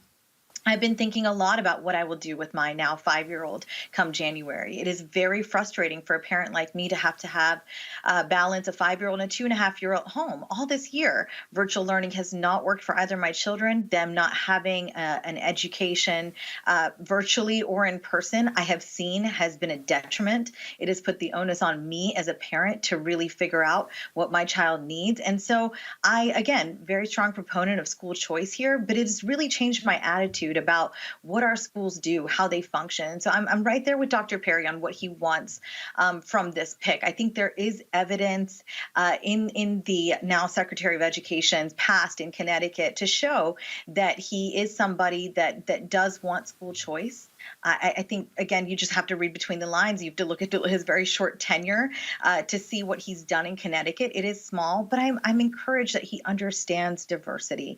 That really matters, again, when we're talking about Black and Latino students. I'm, of course, from the Asian American community. We are a very different community when we talk about education. Our immigrant parents come here, and it is just a totally different ballgame for us. So by no means am I equating what the Asian American experience is with Black and Latino students. This is something, the problem is, I think Arnie Duncan has written about it just recently. Speaking of, I know he's just written an op-ed about how education is changing at such a fast pace. That is incredibly difficult, and that is what this now Secretary of Education is going to have to keep up with. But one thing I see in Biden choosing him and being married to Dr. Jill Biden, who is at the community college level, actually just near my home here in Northern Virginia, is where she'll teach. But I think what I see here is him sort of saying Dr. Jill Biden's going to steer the ship when it comes to the higher education stuff. We know that Biden really likes sweeping reforms, such as finding a way to make college tuition free for those earning under $125,000. I believe those families. He wants that for those college students. But I also see in this pick of Dr. Cardona is Biden saying, let's really focus on reopening. And that's all I've heard, Roland, from the longest time from the right is reopen our schools. And so that's why I'm sort of led to believe that this is a good approach. This is probably the best pick for the moment. Candace. Well, I think that reopening schools is one of those things that continues to be hotly debated. As I said before, with the virus mutating so much, the virus is really in charge. But on the other hand, in terms of here are some of the things I want to see Dr. Cardona do. I want to see him go in and change what we see in the school system when it comes to diversity. And I mean that in terms of teachers. I mean that in terms of what the classrooms look like. Because let's take New York City, for example. We see that the mayor has changed school choice and programs in that regard so that people can go where they want to, that they're not confined by maybe some type of geographic destination. They're not confined by the gentrification that's taking over so many neighborhoods, because when that happens, we still see that the classrooms are either mostly all white or mostly all Black. And this doesn't make any sense, because when that happens, we see the level of education change. So I think that he knows first and foremost what it means to be a minority in this country and what it means to have a school teacher that looks like you, that talks like you, and that can actually instill, words of wisdom and hope for someone that is a brown or Black child in America. And that's going to change everything. We talked before about what did these newsrooms look like. It's going to change that, because then we're going to start with younger people and we're going to tell them, you can be a journalist. We're going to tell them, this is what you need to do. So it all ties into each other, but diversifying these classrooms has got to be key. It just has to be key. Roland, this is one of the areas that Dr. Cardona has fallen short of. In fact, while almost 40% of the children who attend Connecticut's public schools are Black or Latino, only 4% of the state's teachers are Black. Only 4% of the state's teachers are Black under a commissioner who is Latino. He was presented by the NAACP a well thought out strategy to create more opportunities that his team said would in fact increase the number of Black and Latin people who currently teach within 12 months. And we were not able to get it done. So this is not me talking about what I think. This is me participating in those conversations over the past 6 months. And so simply because a person is of color, it does not mean that they're going to necessarily move forward the agenda of people of color. It is our obligation as people of color and our allies to make sure that we hold this brother to account, to make sure that he does what is necessary to create the route to becoming a teacher. So specifically, one of the things that we talked about is in Connecticut, in order to become an elementary school teacher, you have to pass 5 praxis examinations. 5. Why? When we know the majority of African-American children go to schools in which they're not prepared for the state for standardized assessments. And so when they become college students, they don't become much more prepared. And when they graduate, they don't become more prepared either. So we need to push Dr. Cardona to put his policies where he says his heart is, which in this case, I have firsthand account that this is an area where he has not met the expectations of the community and could, either before leaving the state of Connecticut and or upon arriving in Washington, D.C., make it his business. This is not a charter conversation. This is not a magnet conversation. This is not even a school choice conversation. This is an equity conversation, and one that is not being taken seriously throughout the rest of the country because too few people are in classrooms where the classes are taught by Black people. I'll finish here. In 70 of the 149 school districts in the state of Connecticut, you can go and not ever have a Black teacher. 70 in the state of Connecticut where Dr. Cardona is currently commissioner. It's unacceptable, and it can be corrected. Dr. Perry, I hear you on the issues completely, and I think you bring up some good points about data. But what I read is that Dr. Cardona has been focused on equity issues in some ways. I don't think he's been entirely deficient because under his tenure, Connecticut became the first state to require high schools to offer Black and Latino studies. It happened before he became commissioner, and it happened in the legislature. It had nothing to do with him. Well, thank you for clarifying, because I read it was under his tenure and that he was also chairman of a state task force that examined achievement gaps in those populations. So I'm not sure if I appreciate what you're saying. Don't have a quick, and I can tell accurate you, source. I like apologize. Senator Doug McCrory, who is the education chair in the Senate, and others made it their business. These brothers and sisters made it their business to make Connecticut the first state in the nation to require Black studies. But let's be clear, it's going to be taught by white people. So if 4% of the teachers in the state of Connecticut are Black, then who's teaching it? Steve Perry, Margaret Fortune, I thank both of you for joining us. Thank you so very much. Thank you. Thank you for having us. Folks, a new report from the U.S. Air Force Inspector General shows Black service members are more likely to be investigated, arrested, face disciplinary charges, and be discharged for misconduct. The report also found Black members of the force, of the Air Force and the Space Force are less likely to be promoted to higher enlisted and officer ranks. Although the report gives examples and data showing racial disparity exists for Black service members, the report does not give an explanation as to why Black service members are discriminated against. That's kind of important. Folks, going to go to a real quick break. We come back, we're going to talk with the Black man who Virginia Beach police handcuffed to question him, saying that he may have been using a stolen credit card. The man was eating with his family. He said he was embarrassed. Well, he joins us next to share his thoughts, and we'll have his reaction to the police issuing an apology to him. That is next on Roland Martin Unfiltered, broadcasting live from Atlanta, where we are covering the Georgia Senate runoff races. We'll be back in a moment.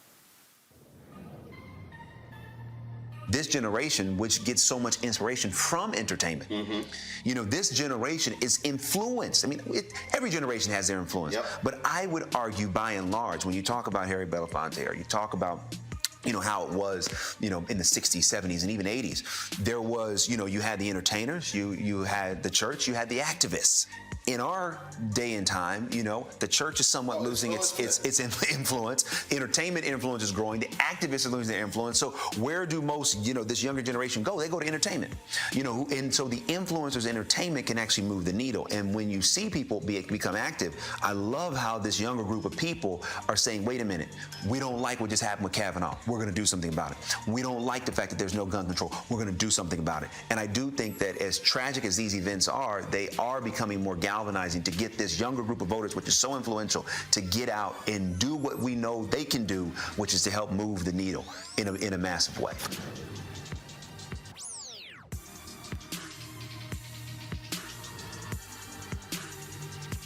Folks, Virginia Beach police are investigating to see why officers detained an innocent black man at the Lynn Haven Mall on Saturday. In a video shared online, officers are seen handcuffing Jamar Mackey, who was eating with his family in the mall's food court. Police escorted Mackey outside and said he matched the description of a suspect who was a black male with dreads that was wearing all black and was with a boy wearing red. His wife shot this video. Folks, again, if this is triggering for you, please turn away. It's 5 minutes and 11 seconds. We wanted to show you the full video before we interview Mr. Mackey. Watch this. What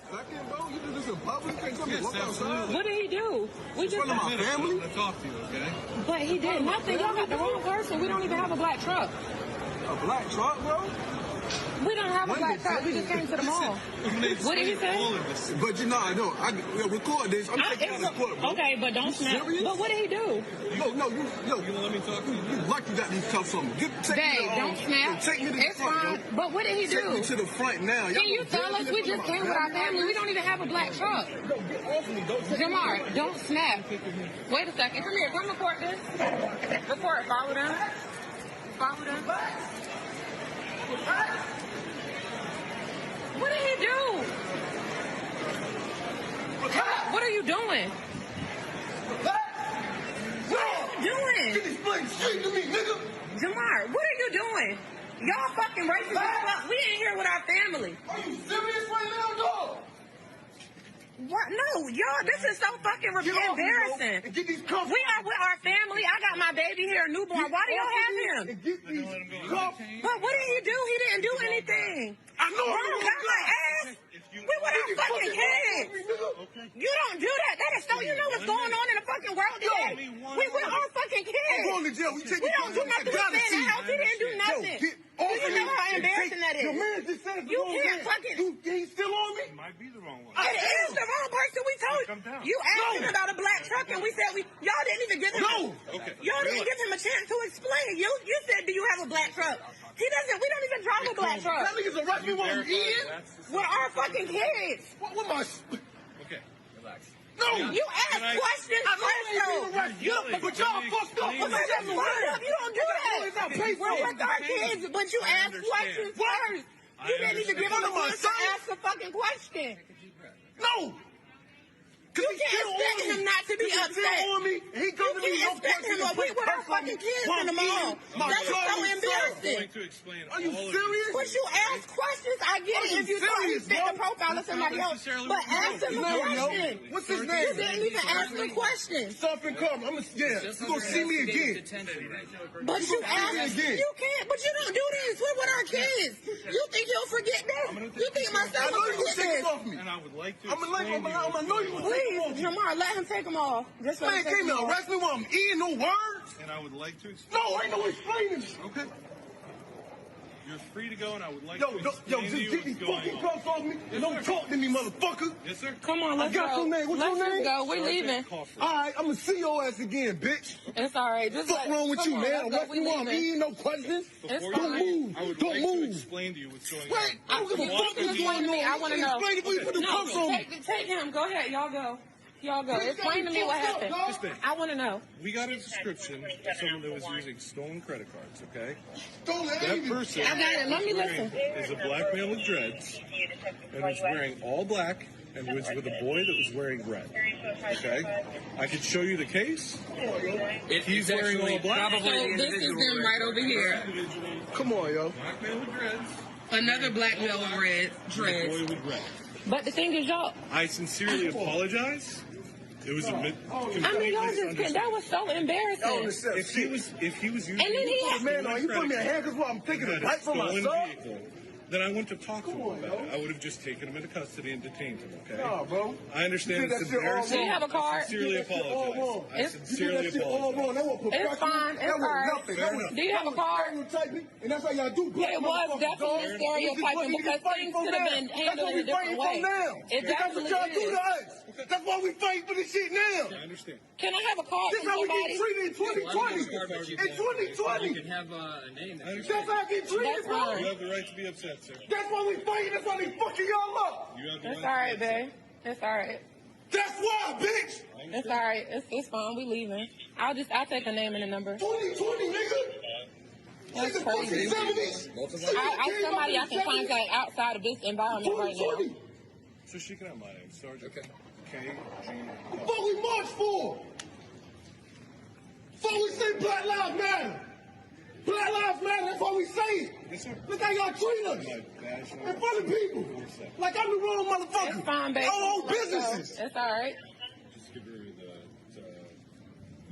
Black Lives Matter, y'all see why we fight.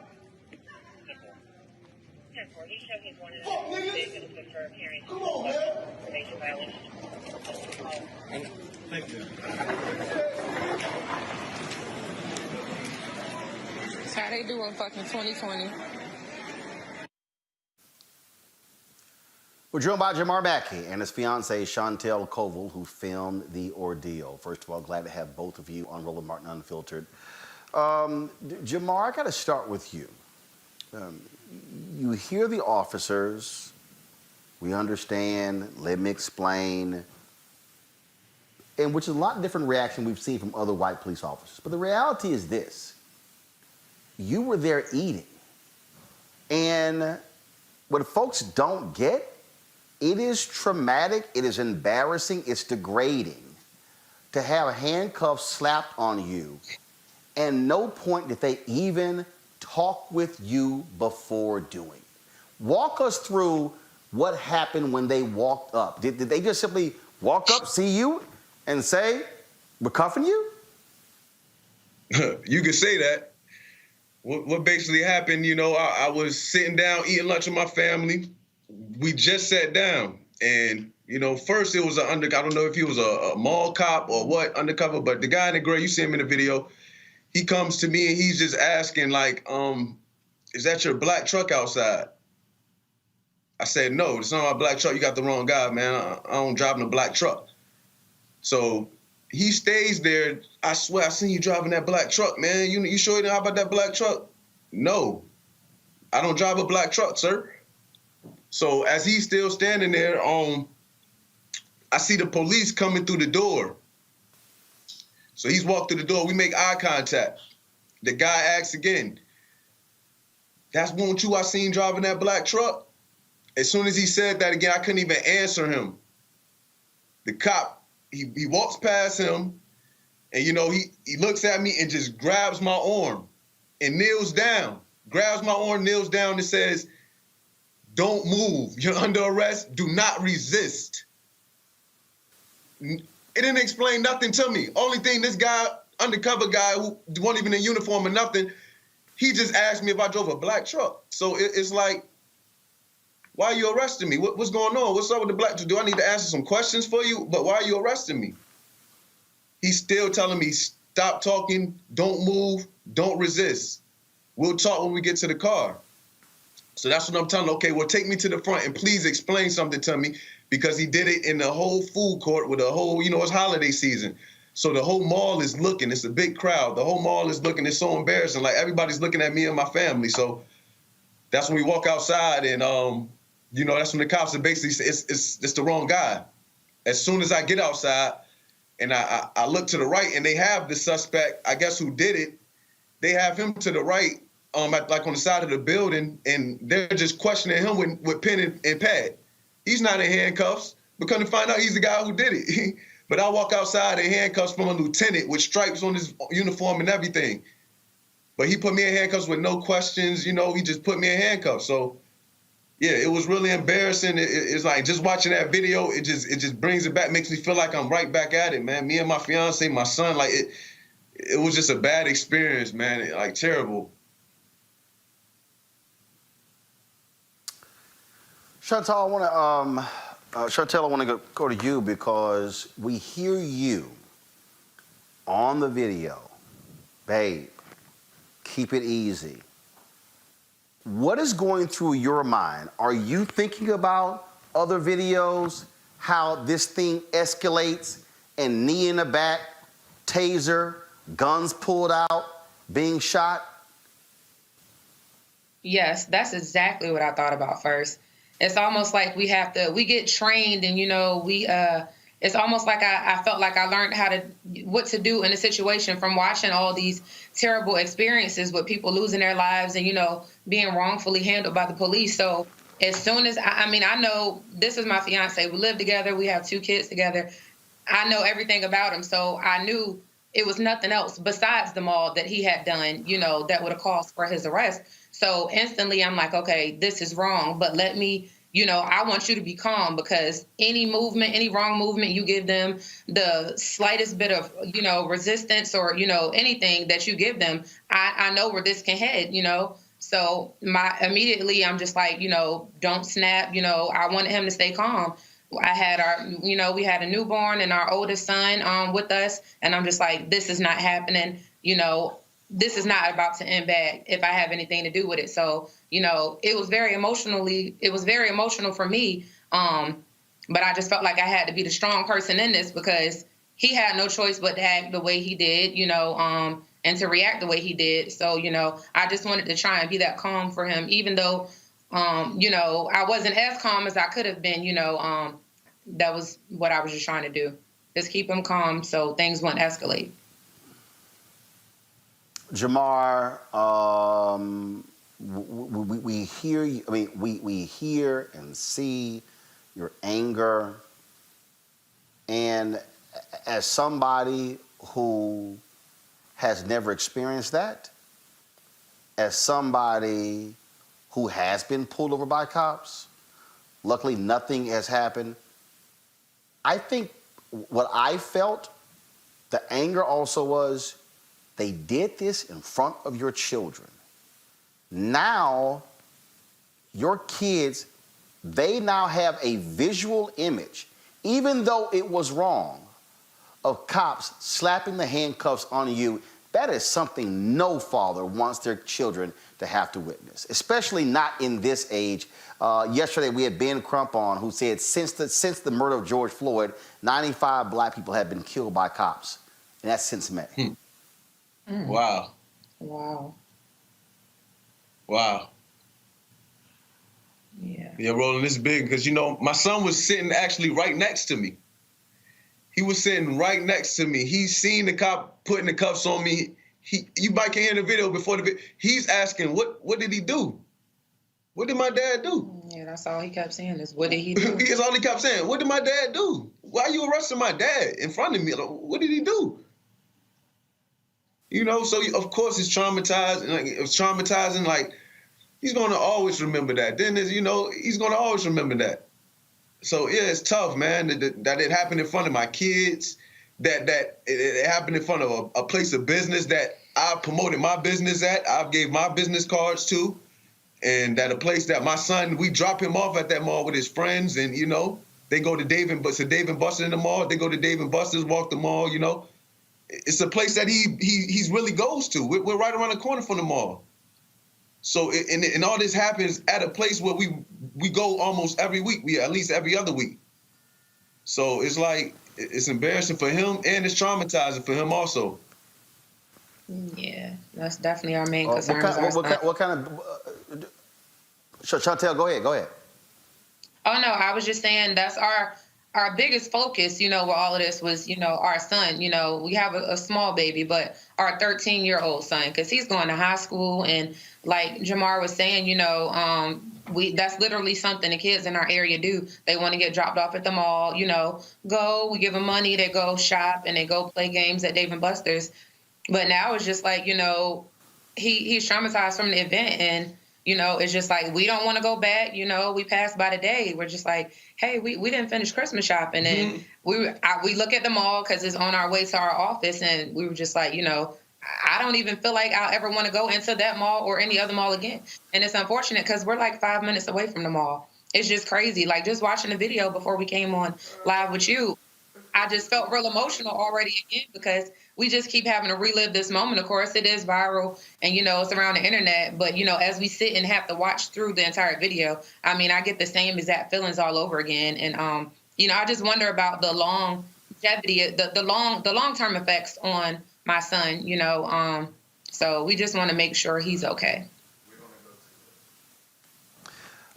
This was a statement released by Virginia Beach Police Chief Paul Newdigate. I just want to get y'all reaction to it. This is what was released on December 19th. A Virginia Beach police officer was investigating a reported offense at a local shopping mall.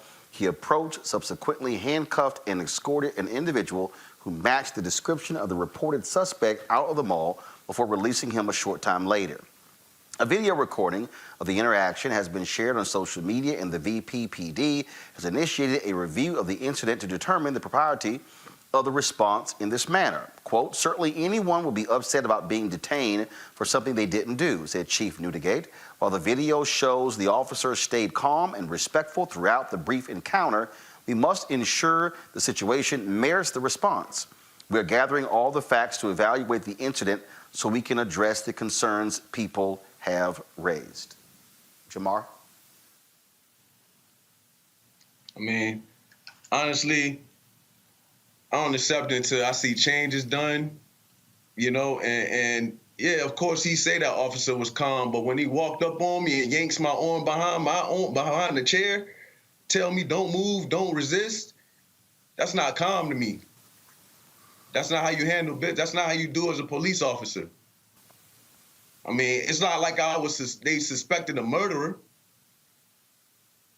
They suspected a credit card theft, and you come behind me and just grab my arm. So it's like, yeah, you say that, of course you gotta, but I don't accept until I see change, until I see justice. Because I'm born and raised in Virginia Beach. This doesn't just happen to me. It happens to everybody. I've been so much support. Thank you everybody for the support, but it's just so much support because it happens to a lot of black males out here with dreads. Black men, period. Black men, period. You said in the video, Jamar, y'all are going to hear from me again. Have you and Chantel, have y'all hired an attorney? Are y'all looking at legal options when it comes to what happened to you? We're definitely looking, into our legal options. There's a lot of questions that we have, a lot of questions. And as of now, no one has reached out to us. I mean, he made a statement, which to me, I believe the statement was only made, because he had to make a statement at this point, because there are so many questions. So, I don't believe hold on. So real quick here, enough. Chantel, you're saying that you and Jamar have not heard from the police chief. This was a statement that he released, but y'all have not heard personally from anyone with the police department, or have you heard from anybody with the Virginia Beach City Council, the mayor, anyone?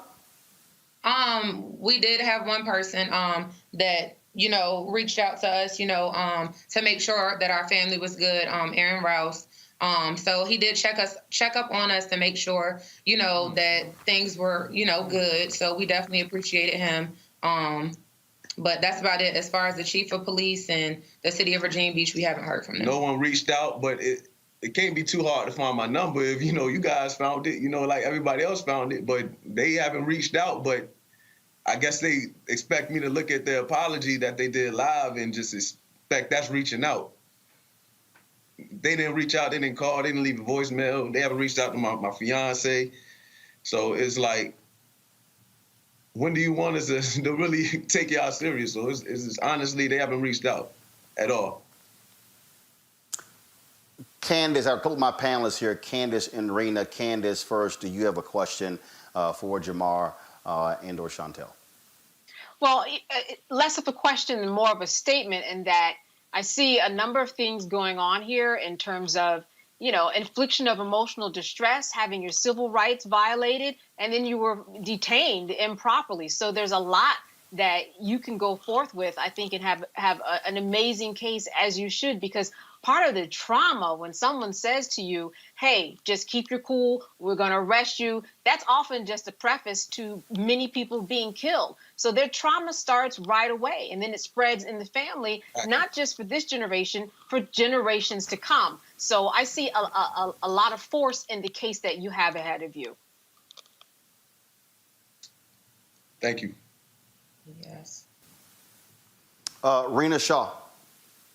Well, Candace brings up excellent points, I think, and I think as a parent as well, I mean, my heart just goes out to you all. And obviously that video for me was extremely disturbing. I just really felt the pain of the moment, because that's what catching events like this that should be so rare in society, that's what these videos do. They open up sort of the experience. And I'm wondering for the both of you, how do you really walk away from this? How do you well, let me back up for a second and say, I mean, is there anything that really hits your mind and makes you think that you could have done anything differently in the moment, communication-wise? Like, is there anything you would have said differently?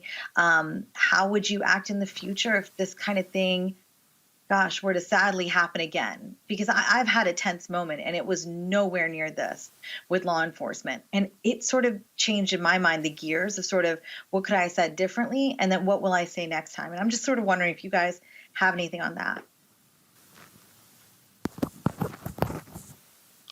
As far as that question, when someone just walks up to you and throw handcuffs on you, it's hard to pick your reaction.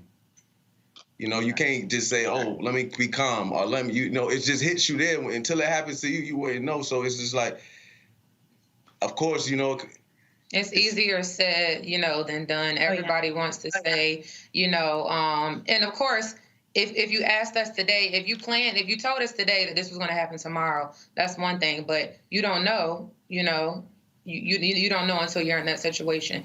And I believe that he had every reason to act the way that he acted, with the situation.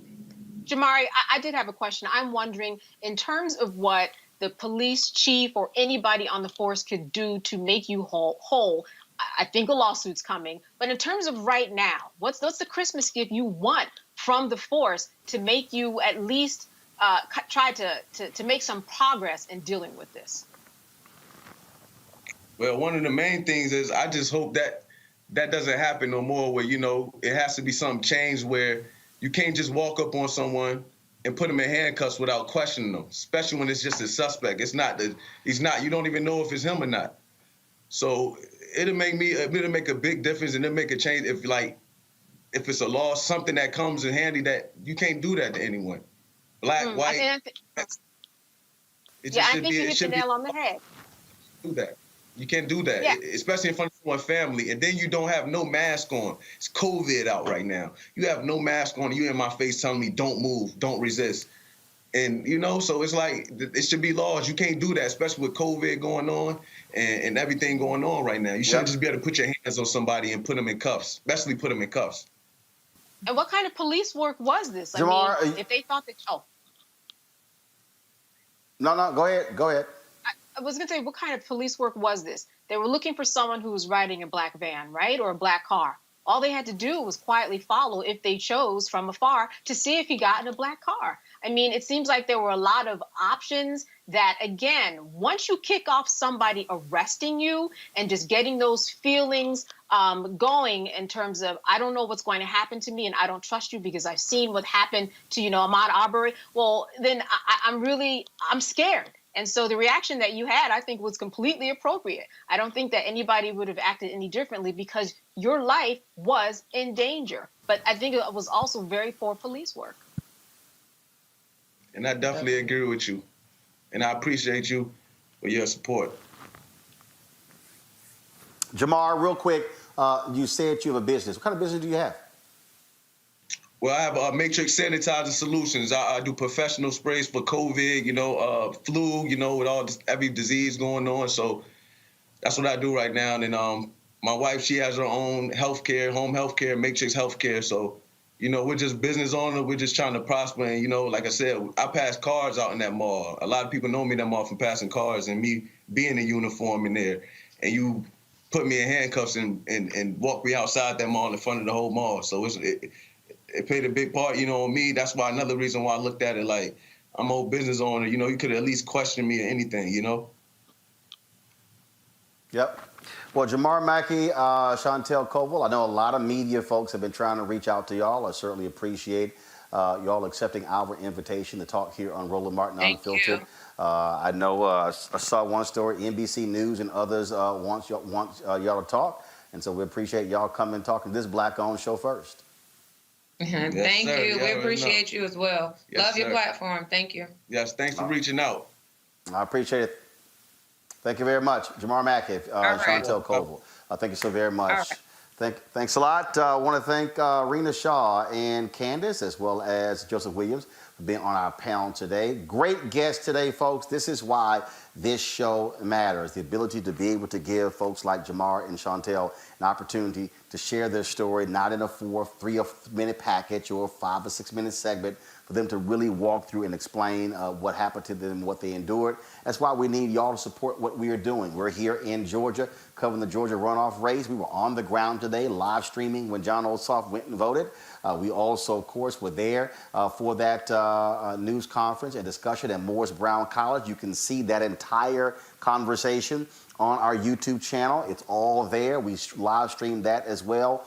Folks, we are about being an independent media company speaking to our issues, our concerns. When you look at today's show, Congressman Bobby Scott breaking down the $1 billion in that COVID relief bill that will forgive loans to HBCUs, talking about, of course, Pell Grants going to those who are incarcerated. Steve Perry, Margaret Fortune, talking about the education pick. Cliff Albright, talking about the work they're doing in Brunswick, Georgia, battling folks who want to steal our right to vote. Listen to African Americans, Eric Wesson and Sheila Brooks talk about the Kansas City Star apologizing for their coverage of African Americans over the last decades. This is why this show matters. And so please join our Bring the Funk fan club.